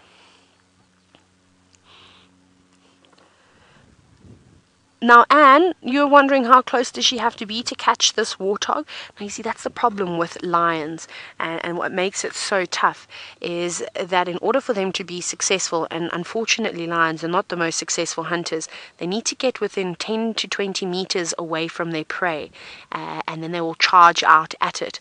So she's still quite a distance off, but if that warthog comes running this way, it's not going to see her and it might run straight over the rise. But I'm also wondering, the way that it's starting to sit down, I wonder if there isn't a burrow nearby and it's getting ready to reverse into its home for the evening, because it is quite chilly out here this afternoon, so everybody's getting ready to go to bed earlier. So warthogs don't go into their burrows, which are normally in termite mounds. They don't go face first, they actually go in backwards so that they can face the predator if one does come to the entrance of their burrow with those very sharp tusks. Now, that they've got 4 sets of tusks. The tusks that are on top that curve around their snout, they're not particularly sharp. They are on top, but there's a bottom set that are almost like steak knives. And warthogs often cause injuries to lions, to leopards, so they can defend themselves. And they're not small creatures either. Imagine something shooting out of its burrow with steak knives straight towards, for instance, this lioness. She is also putting her life on the line this afternoon. But with hunting, sometimes it can take 5 seconds, sometimes it can take a couple of hours. Now, Janet, you're wondering if I think she looks thin or if this is just her build. No, she's definitely on the lean side. They haven't eaten for a few days, and it is hard work looking after all those cubs. So I'm not sure if this is one of the lionesses that is lactating. There are only 2 females that are lactating in the pride. And so she is using up a lot of energy, even with this hunt at the moment. If she's not successful, she would have burnt valuable calories that could have helped her in the next hunt. So that's why it's important that she does now she does catch this warthog for her pride. I don't know where the other girls are. I can't see them anymore. I think they are still sitting up on the termite mound. There's just a lot of vehicles that are watching these cats at the moment, and we don't want to move around too much now. We just want to sit still and let this all unfold. Where's that pig? Is it sat down again? I can't see where the second one is though. Now, Vicky, you're wondering why doesn't that warthog run away? I don't think that it knows that there's lions around, that's why. It definitely wouldn't be sitting here if it knew that it could be on the menu for some lions. It most certainly will run away. So it's actually sat down in the grass now, which might work to this lioness's advantage. That grass is very, very tall. It would probably be well past my waist, and a warthog is not that tall. So it might mean that the lioness can move up quicker and that warthog won't see her. But now she's sat down. I wonder what she's going to get up to. But sometimes this happens with hunts, is they'll get up, they'll look very keen, and then they'll sit down again and just take a little break and maybe wait for the situation to get a bit better, to work in her advantage. So I think she's clever about this. I think she knows that she's running on low fuel at the moment, and she can't spare going charging in and wasting all that valuable energy. So this is a good tactic from this lion. Lions are exceptionally intelligent too, and they plan their hunts. Maybe she's going to wait for the cover of darkness when she'll have an even better chance, or perhaps a storm. There definitely is some big rain brewing in the distance, and the lions love to hunt when it's raining and when it's windy and under the cover of darkness. But this is also still perfect hunting conditions. But for now, I think she's just going to take a little nap. The other lions are all still sleeping up on the termite mound. But that was very exciting. Very, very, very nice to see all that developing. But it is important that she does just take a rest. Right, we are going to stick around with these lions for probably most of the afternoon to see what they get up to. But for now, it seems the heated situation will be becoming less heated. But don't go away, don't go too far, and keep an eye out for those live notifications, because this lioness could get up and on the move at any moment. So from myself and Manu, it has been great, and hopefully you'll hear from us soon.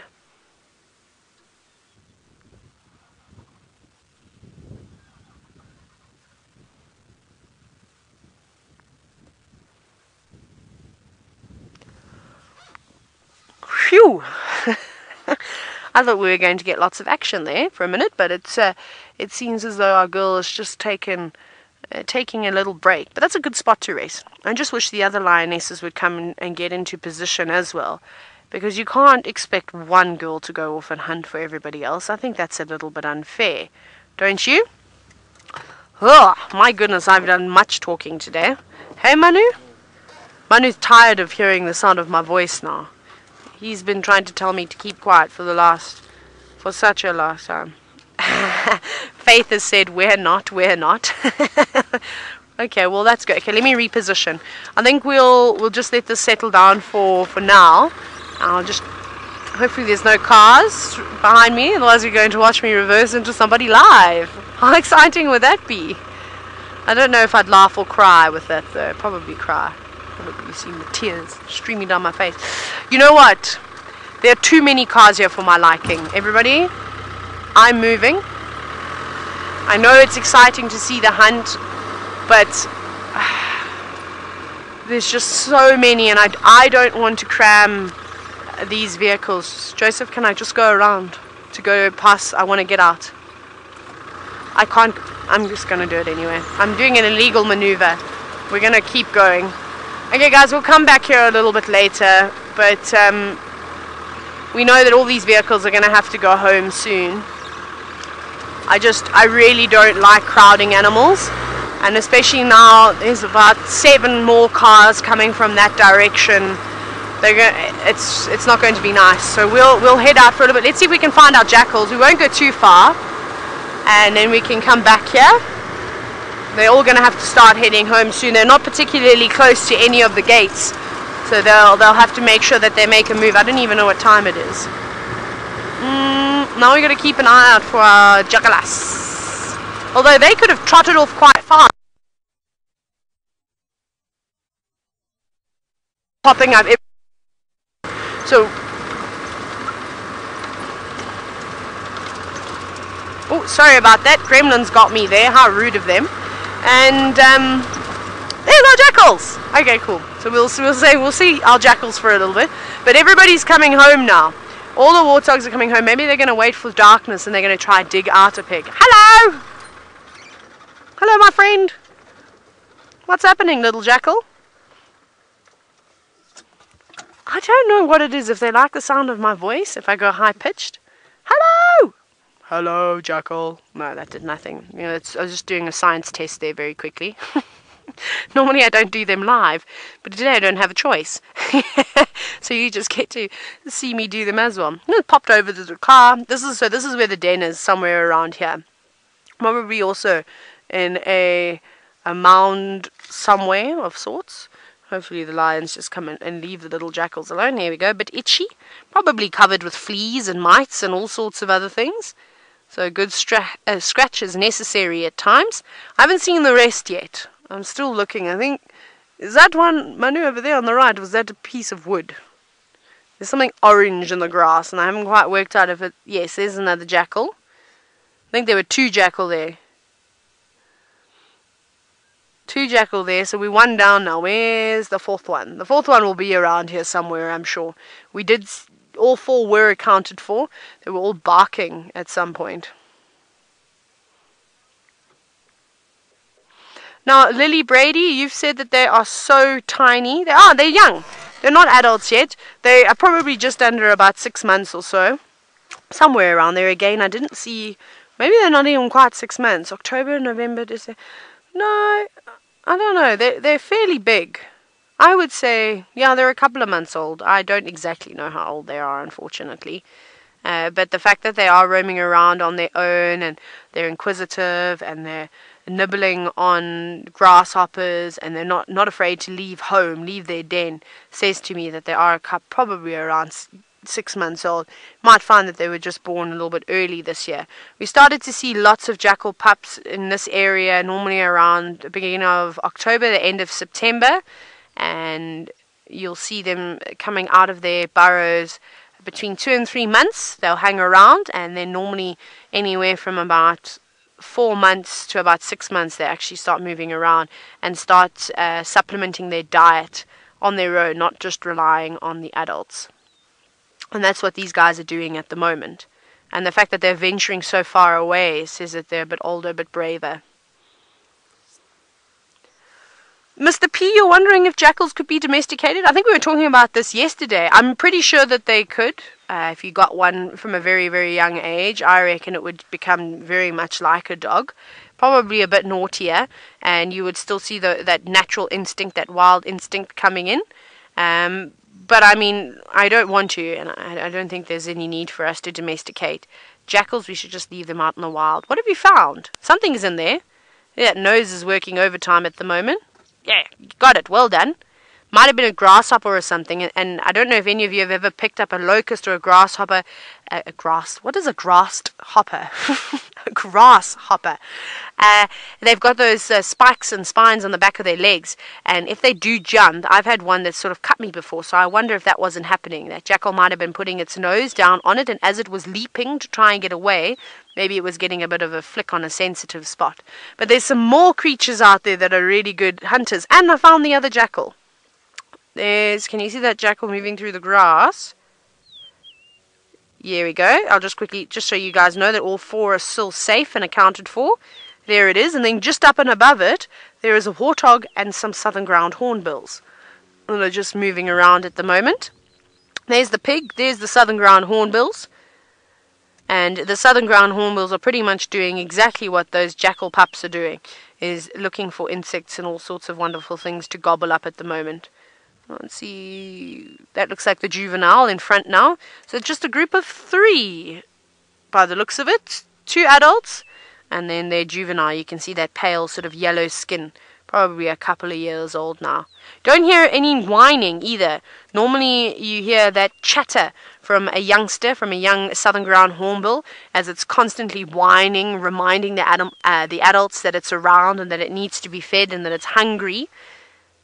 So it's obviously a little bit older. The fact that it's also searching for food on its own now.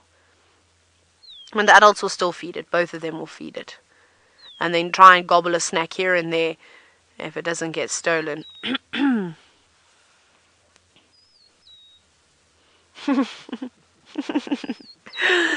Now,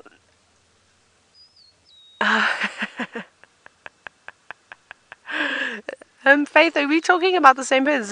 Are you not talking about an A? There we go. Anay, who came out and visited us. I'm pretty sure it's our same friend. You're wondering if I've seen any gerbils lately? No, not yet. I'm waiting to see some gerbils. Manu, I'm going to have to reposition. I've just blocked the entire road. I was a selfish safari guide for a moment. Let me just move off here quickly, just to give everyone a chance to be able to go past. Hey, it's a tough one because it's like a little bit of a bridge and it's quite muddy. So it's well, yes, we mustn't be a selfish safari guide. There's some alliteration for you. So always try and park so that people can pass you. Otherwise, I just end up ruining your sighting. I'm very sorry because I have to make Manu take the camera off of the wonderful creatures. I would love to see some gerbils again. Oh, that was so much fun. I'm really sad that we didn't get the guinea fowl sighting live when they thought the water was a snake, the story I was telling you about earlier. That was so funny. Manu and I were in hysterics. I think Manu actually had to tell me to keep quiet again because he was trying to record the sighting. It was pretty interesting. We might have to see if we can go back and pull it out because I'd love for you guys to see that. I've never laughed, so I lie. I laugh hard all the time. And ridiculously.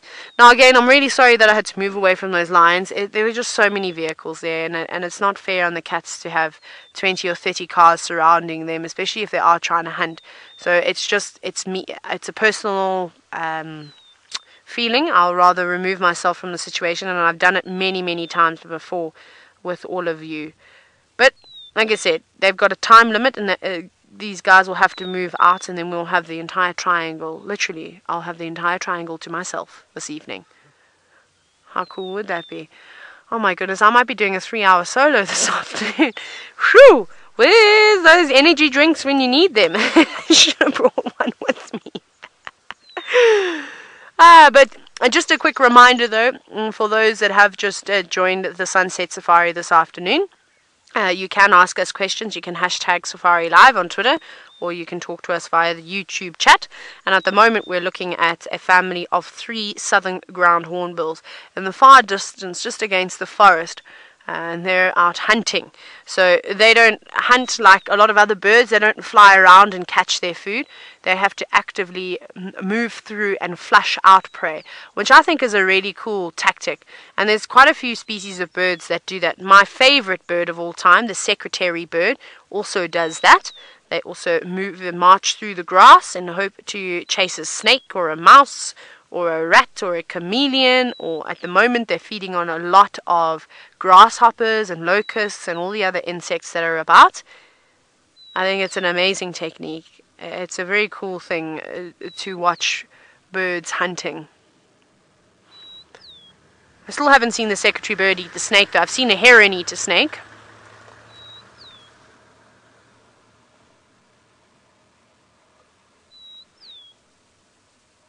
Now, Mr. P, wondering, with the fact that these are called southern ground hornbills, are there hornbills that are underground? Did I get that correctly, Faith? Or did I make that up?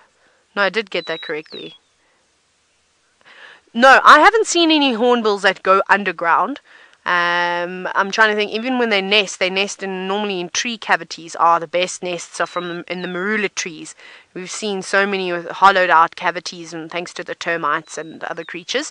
So they don't even. It's not like they're like nesting in warthog burrows. But I get why you would ask something like that. It is a strange name. I think it's just the fact that they spend time on the ground. So we have lots of different species of hornbills. In the Sabi sand, we see the yellow-billed hornbill, we see the red-billed hornbill. They're all present up here. They're just not as prolific. We see the crowned hornbill, but they typically fly around. And yes, they do spend a little bit of time on the ground, but they aren't actively pursuing their prey, just like these guys are. Like I said, they tend to be grounded. No, they always are grounded when they're looking for food. I haven't ever seen a southern ground hornbill up in a tree before, pulling out a snake or anything like that. That's not to say that they wouldn't do it, because I'm sure if that opportunity was around, they would take it. Remember, it's not just lions and leopards that are opportunistic. It is also birds. Birds will scavenge when they can. They will take any opportunity they can if it means that they're going to get some dinner. So that's what all these animals do out here. Oh, little jackals, you guys are so naughty. Oh, I love them so much. These are fast becoming my favorite characters. There's one that's just moving around on the left. Now, Matt P., you're wondering if these jackals would be able to take down a hornbill. Not these youngsters, no. Maybe the hornbills turn around and eat them. Have them as a snack. No, of course, these guys are a little bit too big. They could, I suppose. Those hornbills are massive birds. If they wanted to, I'm sure they could, but I think they would run the risk of injuring themselves, and we know that animals don't want to injure themselves. And even adult jackals, I don't think they would necessarily go for something like a secretary bird or a hornbill. I mean, they'll just fly away if they feel threatened. We forget that sometimes those big birds that move around on the ground, they actually can just flap their wings and sit up on a tree, and then a jackal is completely loses out. So we often see jackal going for creatures that are a little bit helpless. So they're sly. They're sly like the wolves. They won't go for an adult Thompson's gazelle, but they'll go for all the youngsters that are sitting in the grass trying to hide away, trying to conceal themselves. That's what they'll end up going for. And eggs, they'll raid eggs. I'm trying to think though how a jackal would break into an ostrich egg, because an ostrich egg is a very tough thing, but they're obviously around, and that would make for the perfect meal. I mean, when I've watched baboons raid ostrich nests, they smash them on the ground, or they'll pick up a rock and actually use the rock and bash open the egg. And then hyenas also, they just crush them with their jaws. Jamie had that cool sighting of a lioness carrying an ostrich egg around, which was very cool to see. And monitor lizards, they go in, they crush them with their very powerful jaws. But a jackal, I don't think, has a powerful enough bite force, and I don't think they'd be able to stretch their mouths open wide enough to eat or to be able to break into an ostrich egg. But that would be an ideal meal. It'd be such a good, nutritious meal. So, I mean, jackals are super interesting, and again, why they are so successful is because they eat a variety of different things. Their diet is not just restricted to just meat. They eat insects, they eat fruit, they will eat a little bit of everything. I mean, they'll catch ground-dwelling birds. I'm sure they eat a lot of guinea fowl and spur fowls and franklins, and especially when there's those chicks around, they're quite easy to catch. Again, when animals frenzy and panic and they all race around, it's an easy meal for a predator. They just go for the one that looks the most inexperienced. I'm just waiting to see.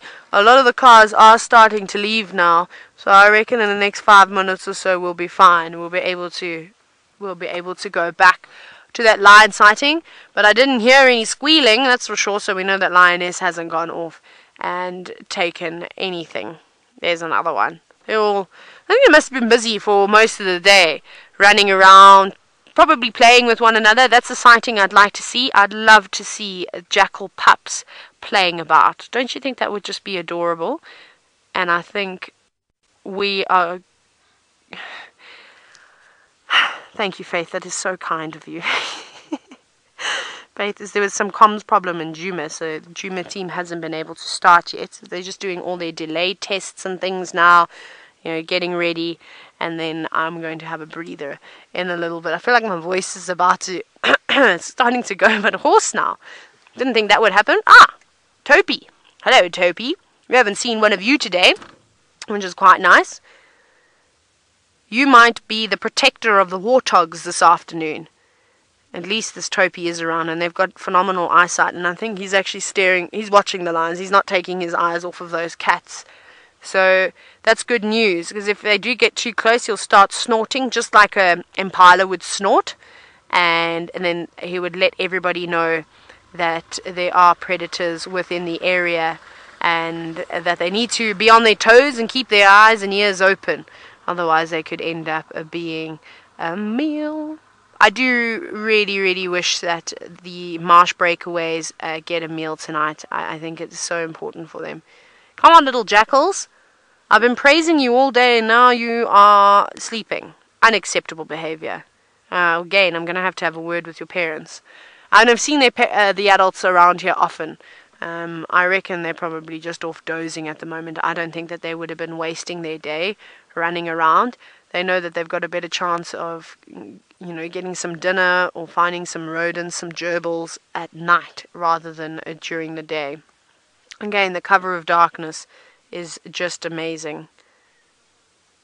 Longest delay tests in the world. Manu, let's turn around quickly and start. I still want to drive into new one. Just want to go up a little bit further where the ground's a bit flatter, and then we'll reverse and see what's going on with that lion sighting.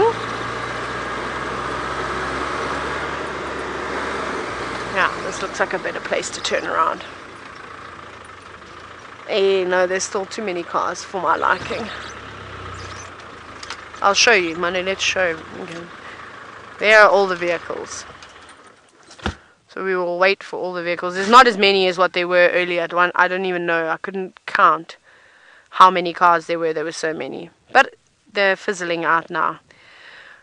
Whew. Okay.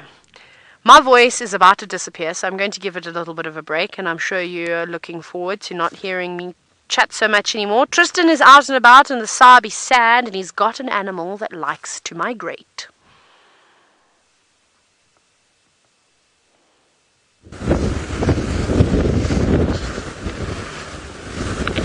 Well, good afternoon everybody, and welcome to a very windy Djuma game reserve. You can see our wildebeest are taking shelter by lying down and having a little bit of a rest.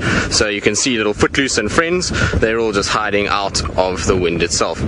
Now, this morning, for some of you that don't know and those of you that do know, we took a little tumble and we unfortunately fell down and fell into the side of the vehicle while following some wild dogs, and it was a very funny moment this morning, and I laughed, and Taylor commented on it earlier and she laughed, but unfortunately I had to go to the local clinic because I wasn't feeling very well, and you can see what I have ended up like. I've been bandaged from head to toe.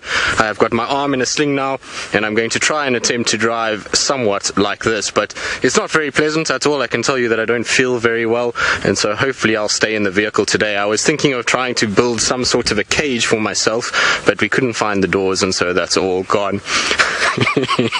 Just kidding, I'm absolutely fine. And well, if you can't make fun of yourself, there we go. You see Ferg has also got a little thumb injury, so there's injuries on the thumb. Pooji got hit on the head, and so Pooji's a little bit worse for wear as well. But I'm just kidding, I'm absolutely fine, so we can get rid of the sling and hopefully get rid of this bandage, because it's driving me absolutely nuts. It keeps going into my eyes, into my mouth. It's really not very pleasant, so I'm not quite sure how Scott did this, but it's somewhere like this. But anyway, I'm absolutely fine, for those that were wondering. And for those of you who don't know who I am, my name is Tristan, and I'm absolutely okay today. Hopefully I will be able to get all of that off just now. But this is a live interactive safari, so hashtag Safari Live on Twitter and YouTube chat if you would like to get hold of us. And Ferg is my cameraman, as you saw by the bandaged thumb. We've decided to keep the team together because if we're going to wreck ourselves once more, we might as well do it together. Right, now the plan is for this afternoon. Hold on, I've got to get rid of all of this stuff because it really is driving me quite dilly. It seems as though it just doesn't want to come off in any way whatsoever. I don't know what Scott did here, but he tied it all in funny ways. The clinic that I went to was Scott's clinic, and now it's all wrapped up in my mic cable, which is not ideal. Did he work in Egypt? Was mummification his forte? Thank goodness he didn't mummify me. Anyway, right, so that's that. We are going to be actually doing a proper safari now and stop messing around. Pooji is going to be put down. Pooji is fine. We don't want him to hit his head.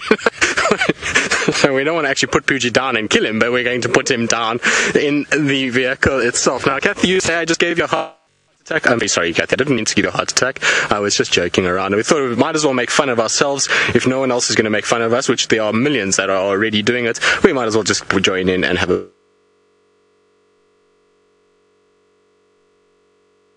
rollicking morning this morning. Besides me falling out of a car, there was other things happening all over the show. So I think Scotty D, who's also out this afternoon, he's going to go try and see if he can pick up on Shadow from where he left her this morning, and I'm going to head into the area of where Tundi and the wild dogs were and see how that played out as well. We also do have the Birminghams around, so lots to look forward to, and hopefully we will see quite a bit as we negotiate the Sabi Sands and Djuma this afternoon.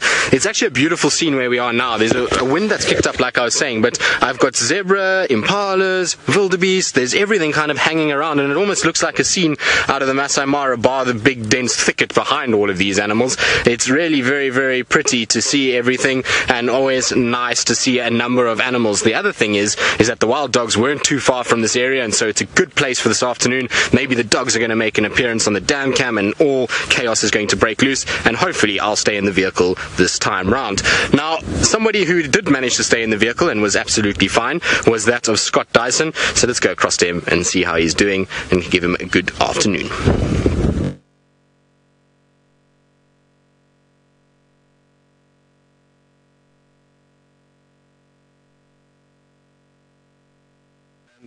I certainly think you guys must have enjoyed seeing him all mummified.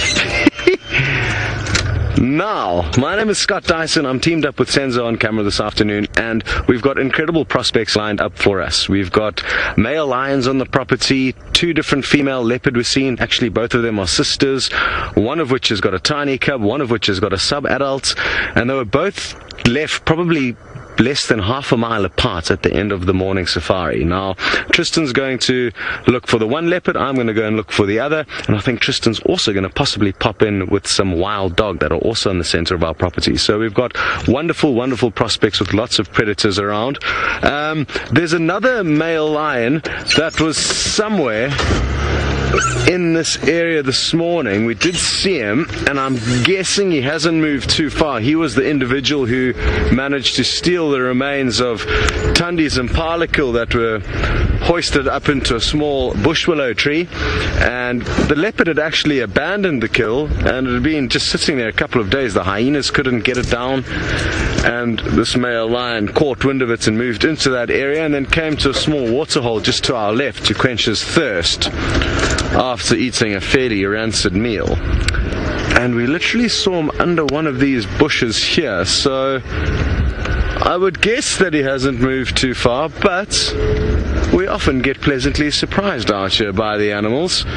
Now, the reason why I don't think he would have moved too far is it's been a fairly hot day, and he was kind of decently fed. He had had a decent meal, so I would have assumed him to be lying right where we left him.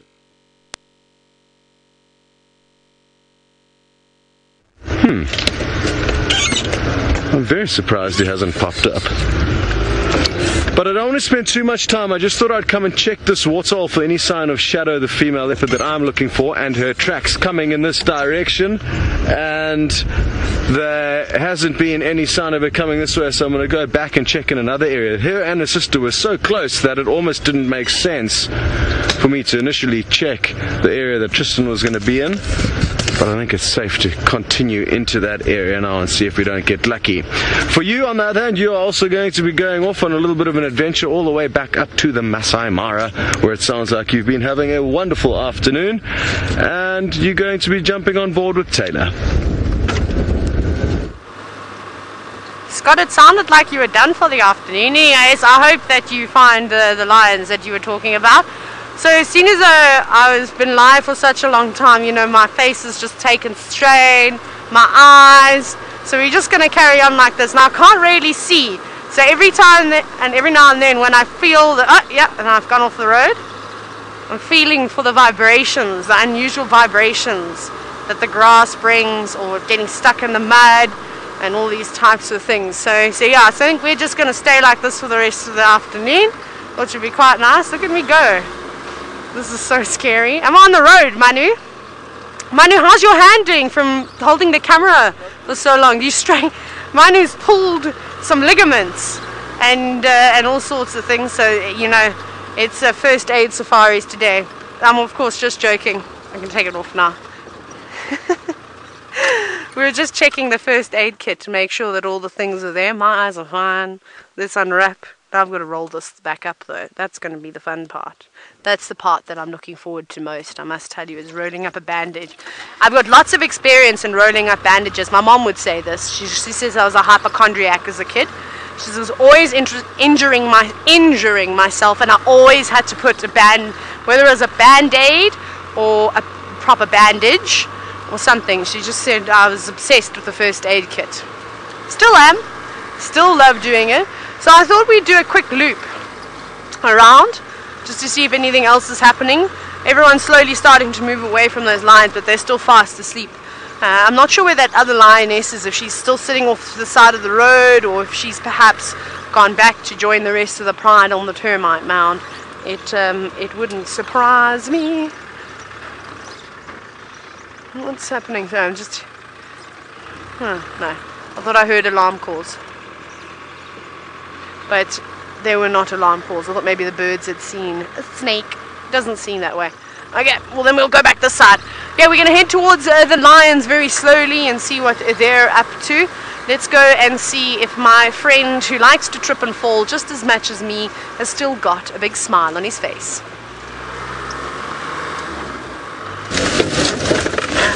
Sorry. No, I was just starting to talk, and then Ferg unfortunately got a little branch to the eye, so I was saying sorry to him. I do apologize about Ferg. Ferg, we are not doing well today. We are out of sync. We keep hitting everything and knocking each other about, and well, at least Taylor has joined in on the fun, and it's probably because she has something in her eye again. We know that Taylor is very prone to getting an eye injury, so she should put a patch over the eye and then she'll be okay. Now where we've come is towards where we think Tundi's den was, or is, and we don't really know at the moment if she's moved. And given that she was kind of on the track to move in this direction before she ran into the dogs, I thought it would be a good place to start. So might as well just check here and just cross it off the list immediately and try and just see if she isn't around, you know, and then just check from here if she's maybe moved. I have a sneaky suspicion that she only moved the cub here because she was on that kill. So I was talking to Scott about this, I think this morning, and I was saying to him that I wonder if she just didn't move it here for those few days while she was feeding, and then she might now have moved it to somewhere else.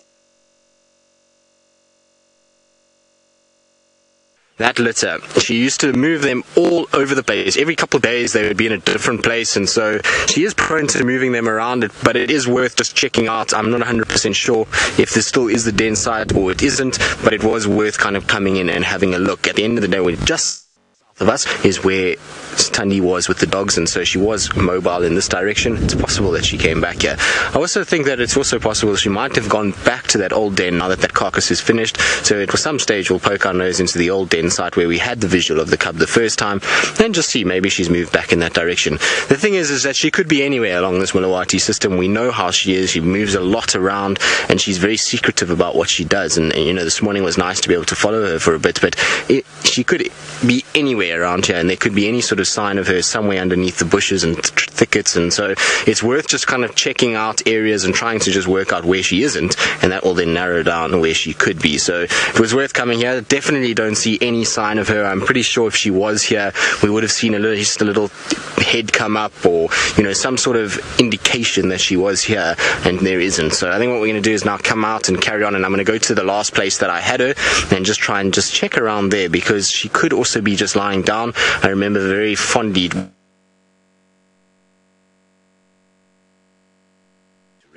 or she could have gone on another whole walkabout down towards the Mulawati drainage itself. So let's go and have a little look around those areas, see what we can find. Maybe we'll get lucky. I just thought it would be a good idea, like I say, to start in this area first. She might have also not come here because she would have had to bypass the wild dogs. So the wild dogs were lying just north of her by the time it all kind of unfolded, and so maybe she went in and is going to go around, and you never know. So it's worth just double checking and seeing the other den there, and then going into the Mulawati and having a little scratch around that area as well. Also just good to just check around while we're here, because you never know with her. She might just be sitting right here in the long grass. I know that's with Scott, when he found her here the other day, it was very, very difficult to see her, and he only bumped into her when he was right next to her. So it's always important just to keep your eyes open and really kind of check and look. So I just wanted to see from this angle as well if there wasn't anything up the drainage, and just see if there is any sign of anything in this area, because she also likes to lie apparently up on the top there. I haven't seen her personally myself up on there, but the other guides, Rexon and Tuxton, they said they've seen her on the top in these thickets as well. So worth just checking while we stop here and just have a little look. But it seems as though not much is happening in the side of the world. I also don't see any fresh signs or tracks in the sand that is down below here. It's a good place to look. There doesn't seem to be any footprints, and so I don't think she's right here right now. It's not to say that she won't come back into this area. Time will tell. But let's carry on and see what else we can go and find. Also, let's try and negotiate this area with some semblance of safety. Right, now I was talking about Scotty, and so let's go over to the man himself, who I think is on the search for the sister of Thandi. Hello and welcome back. I can hear a tree squirrel alarm calling up ahead of us, and we're in the area where I could literally bump into either Shadow or Thandi, two leopard sisters. It's quite interesting that they're so close together. They're certainly not youngsters. They're both about 11 years old now, and they're both kind of going about their lives very close to one another. I just want to stop and listen for a second. I'm just going to cup my hands behind my ears to make my satellite dishes work more effectively. It works really well. It's actually, you should try it. Cup your hands behind your ears, and so I can still hear the squirrel. It's somewhere, it sounds like on the other side of a small riverbed that's off to our right. You can see it's very densely wooded, lots of tamboti trees. Very difficult for us to drive through that area. But I might loop around onto the other side. Now, basically, Shadow, the one sister, was left about half a mile off to our left this morning, at about 10ish, I'm guessing, so quite late. Somebody stayed with her for quite a while after we left, and her sister was left sleeping somewhere in this little riverbed. So there is a chance that we're actually going to see them come across one another, which would be incredible. Thandi, the one sister, has got a very small cub, so she's going to be not very tolerant of her sister lurking around her territory, but they are both filling the void of their lost mother. Their mother has disappeared, and she used to reign dominance over this area. Now their two sisters, or her two daughters, have moved in to take over her old territory, and I guess they're probably still working out who exactly is in charge of what areas. And it's an ongoing battle, I guess. It's not something that will be sorted out immediately, and it won't be infinite. It'll just continue to change as the individual leopard's power changes. So I'm driving very slowly. I don't want to overlook any possible clues or signs on the road. Already I've come across some vehicle tracks heading down into the riverbed, and I'm guessing that this is obviously where Thandi was possibly left this morning. And more importantly, I'm also driving very slowly in case we come across any of their footprints crossing these sandy roads. At the moment in summer, it's quite tricky to track in between the roads, in the blocks, on the little animal trails, because they tend to be not very fine and dusty. A lot of the rain that we're getting at this time of the year will solidify kind of crust over the surface of a lot of the papo, so unless something comes and churns it up, it makes seeing tracks very difficult. Now, I guess it would make sense for us to just poke our nose in here. There were also wild dogs that moved through this area this morning, so these vehicle tracks that go off-road here could have been guys trying to get a glimpse of the dogs. I wasn't sure personally. Oh, well, I'm very happy that Monique, you are watching, because you say that Shadow is one of your favorite leopards, and wouldn't it be nice if we found her for you? There's a good chance. I'm feeling confident. There's quite a few vehicles in and around this area. Phew, this is looking very interesting down in here.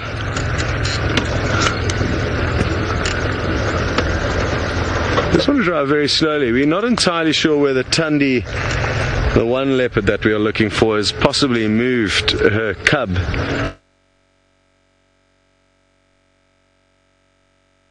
Like there could well be a little hiding space, but no immediate sign. Alrighty. Now, if any of you would also like to send through your questions, thoughts or comments, please do so using the hashtag Safari Live on Twitter, or just writing a message in the message boxes, the comment boxes.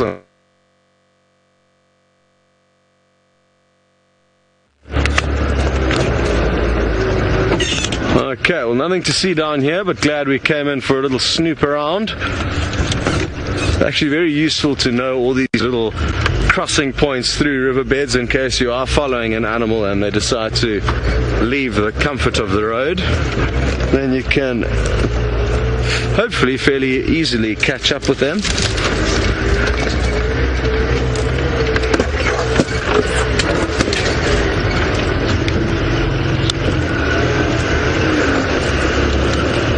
To Mr. P, you'd like to know if I've got any intelligence on a young male leopard called Tamba. I think he's about 3 years old now, and no, I've got no idea where he could be. I think he spends time more to the west of us, sorry, to the east of us, of our little area of traverse.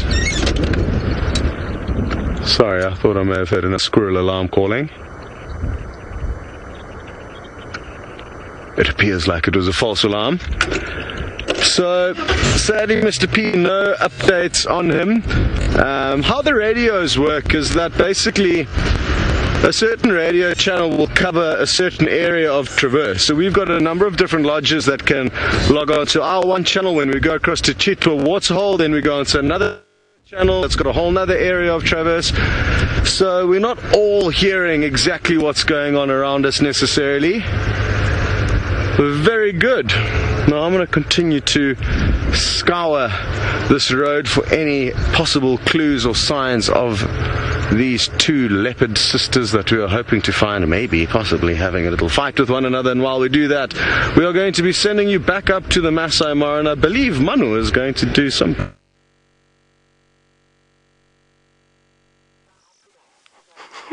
Right.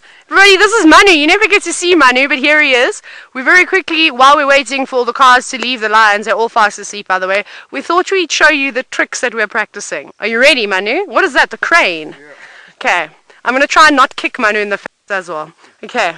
We're going. 1, 2, 3. No! I'm going to do it again.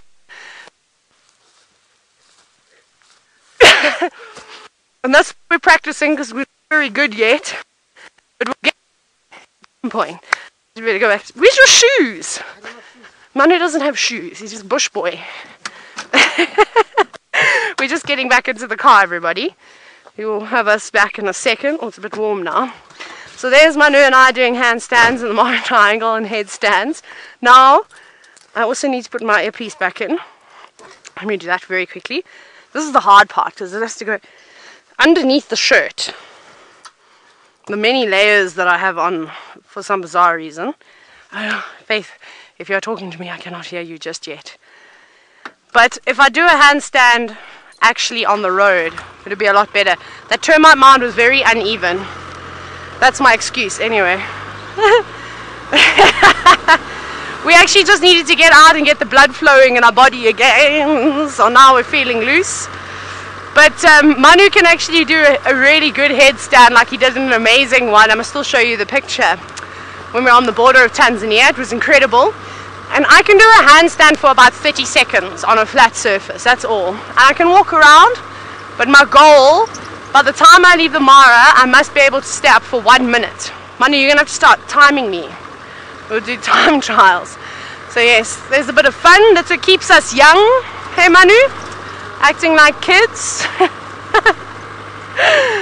And so we actually coming past yesterday, if you remember, we had my 2 favorite lioness, and they were just in this forest over here. I don't know where they went, because they just went to sleep in the end, and I couldn't see them anymore on the grass. Hang on, what's that? That's not a lion, that's a log. And I thought we'd quickly come and have a look around here. You know, if we can find some more lions, that's always a bonus. I know none of you will complain about that. And they were also hungry. They weren't very fat at all. A little bit of a belly, a little bit fatter than what the other pride lions look like. And I've also seen a lot of vehicles using this route to come around here. So to me, that's a little bit suspicious. Oh.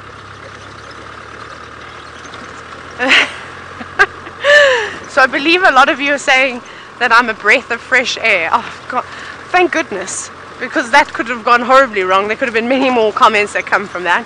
Yes, I have lots of energy, and I'm hoping that I'm going to stay as crazy as I am now for the rest of my life. Even when I'm 99 years old, I'll be doing handstands and cartwheels and bandaging myself up and doing all the most ridiculous things.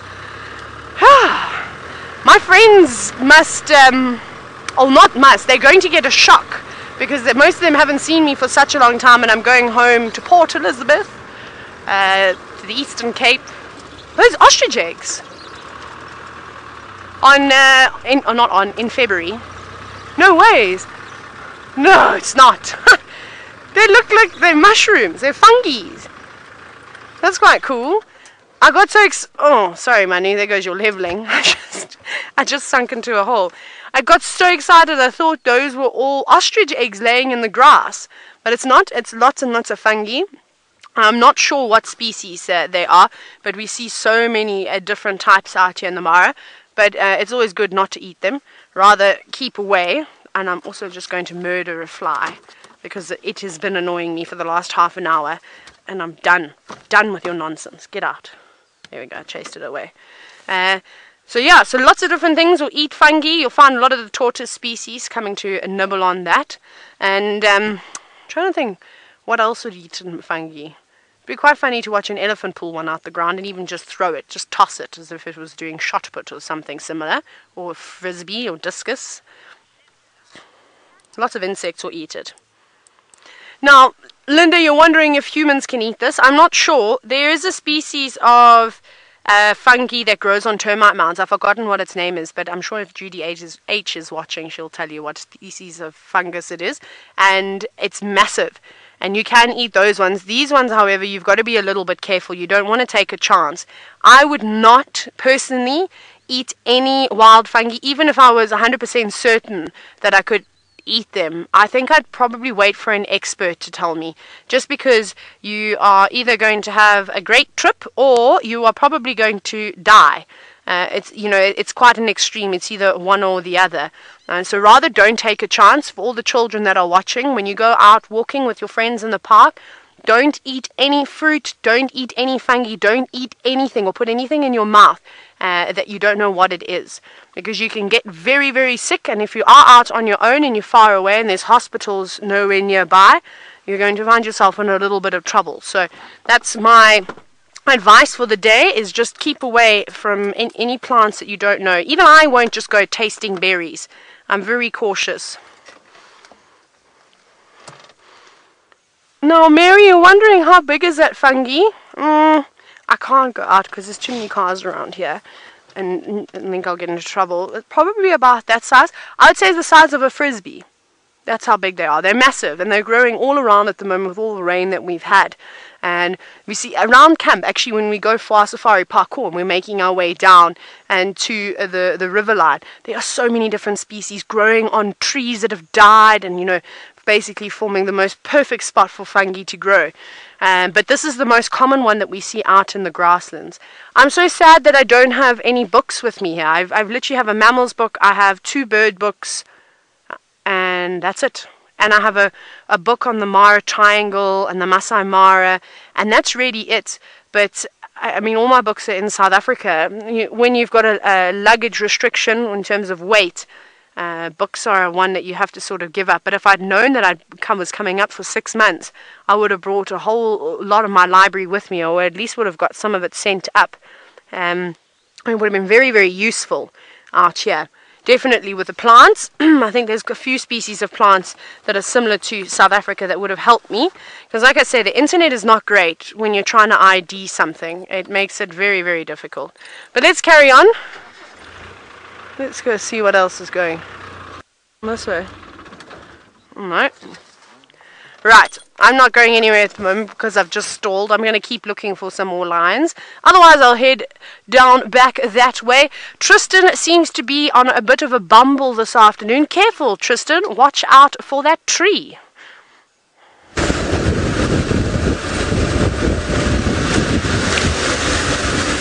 Well, we're just coming now where we had Tundi this morning, and the dog interaction was just on my right hand side, so I'm having a look very carefully for any tracks. I went in and had a little walk around, and I found her tracks coming towards sort of Twin Dams Road, but I haven't managed to see anything crossing. It's not to say that she hasn't.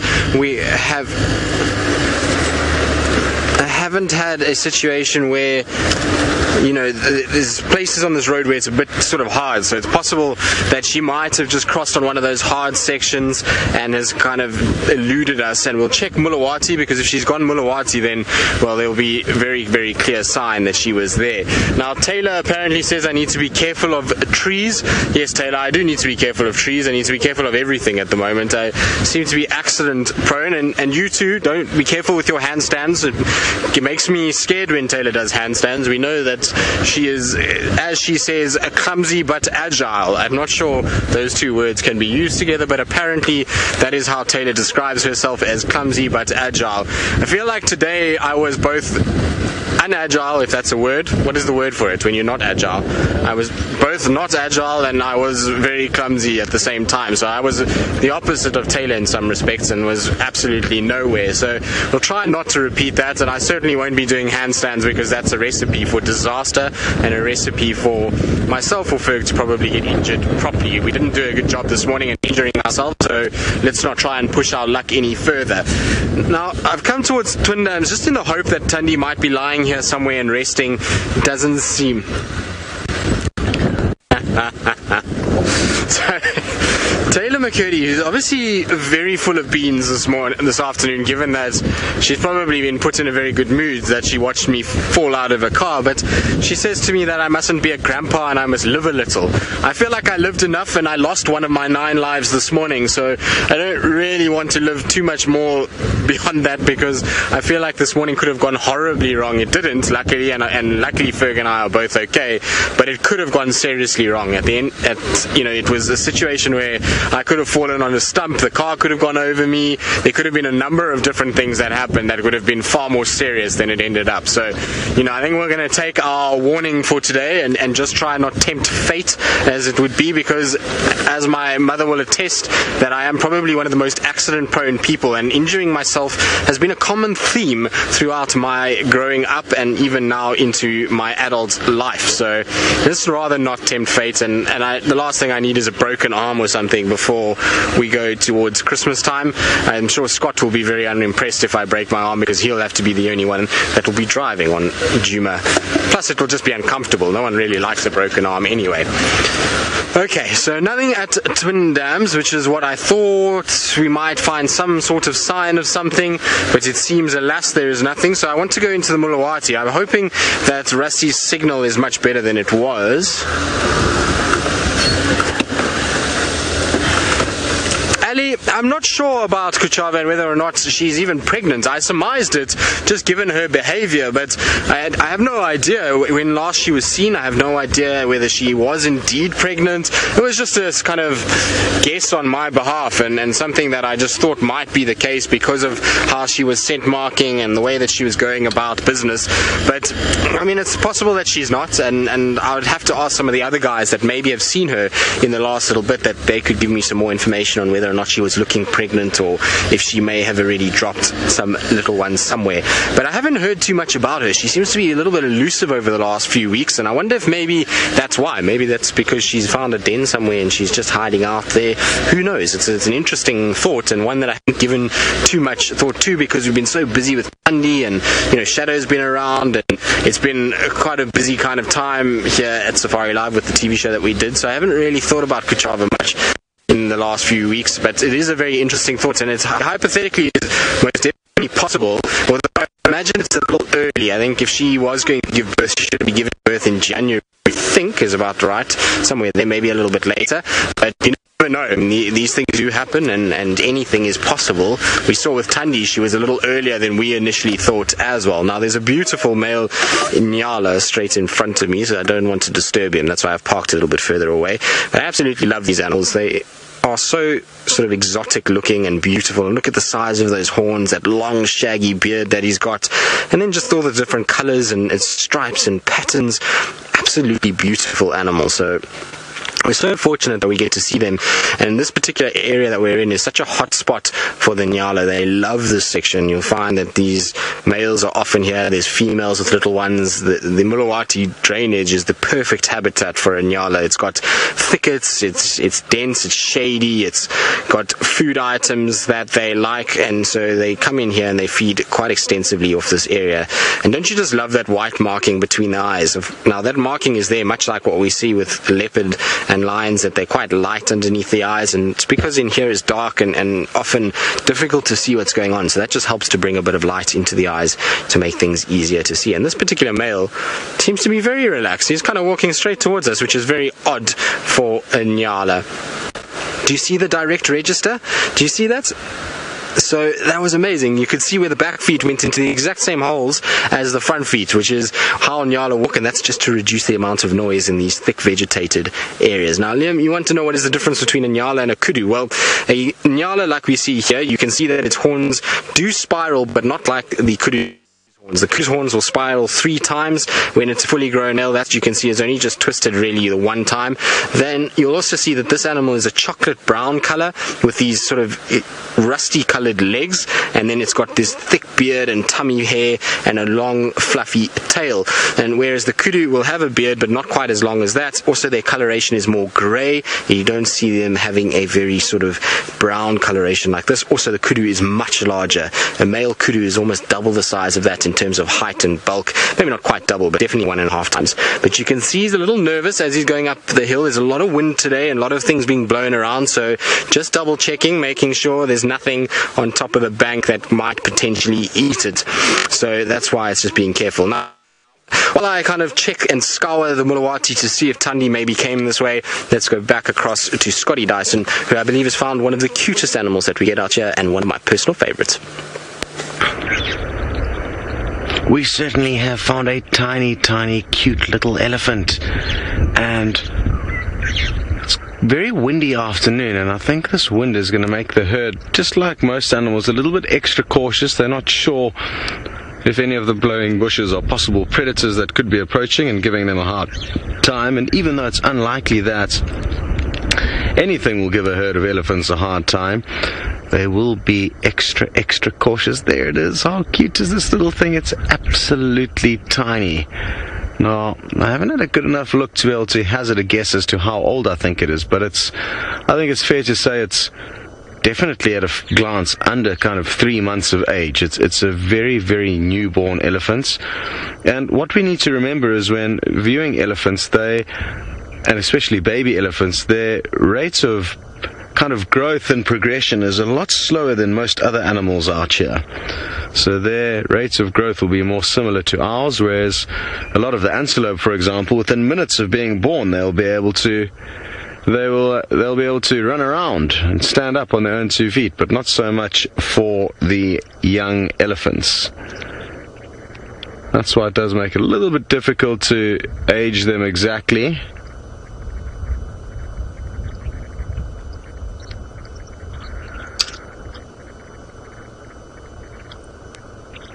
Now, we've raced away from the area of the 2 leopards that we were hoping to see, and where there was reports of a large male leopard that was seen somewhere around the Buffelshoek waterhole. The information we got wasn't exactly pinpoint, so at least it's something to work off though. So I'm trying to get onto the boundary road. I think that's where he was seen. It would make sense by somebody driving around. And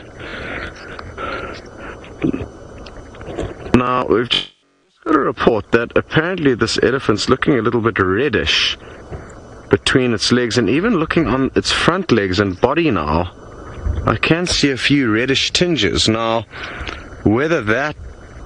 I've never seen an elephant give birth, but I doubt that as much of her as we can see would look bloody. The back legs would be the more likely ones. But that Ellie certainly is a youngster. Now, I don't think it is a very, very newborn. There's no sign of an umbilical cord, and now looking between the back legs, where it would be a little bit more reddish in coloration, I don't think that is the case. So maybe it was just some mud, or who knows what caused that coloration. Look at, what are you doing, youngster? Are you trying to drink from your older sister? Are you getting confused, or are you trying to bully? I think it is possibly hoping to get a drink from its older sister, but that's not going to work. Maybe mom is kind of weaning it off. When we arrived on the scene, this tiny baby did let off a squeal, so maybe it's thirsty. Hi Jenny, you'd like to know if this little baby elephant is in any danger from any predators. And yes, I mean, not a huge deal of threat, I don't think, but it certainly is under threat from animals like lion. Oh shame, how cute is this? Wrong one, you've got to get your mom, not your older sister, for a drink. Could be a brother actually, I'm not too sure.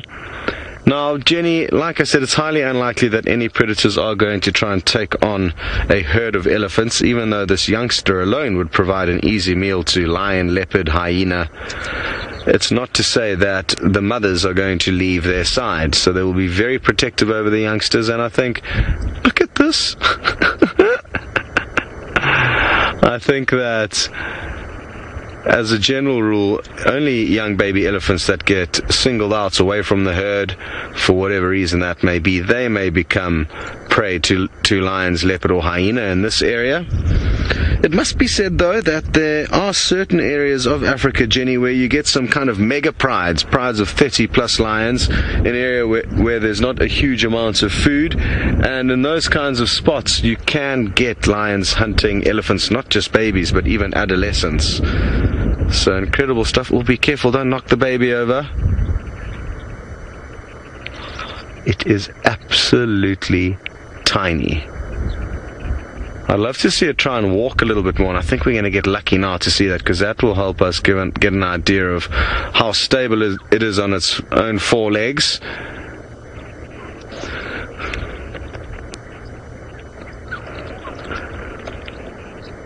Hello, guide monkey. You would like to know if this tiny baby elephant can even reach its mother's teats, and it appears like it would have trouble doing that.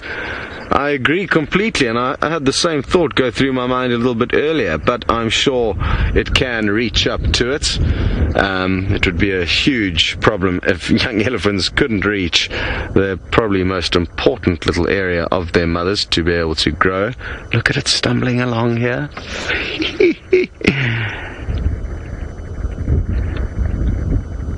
Absolutely fascinating.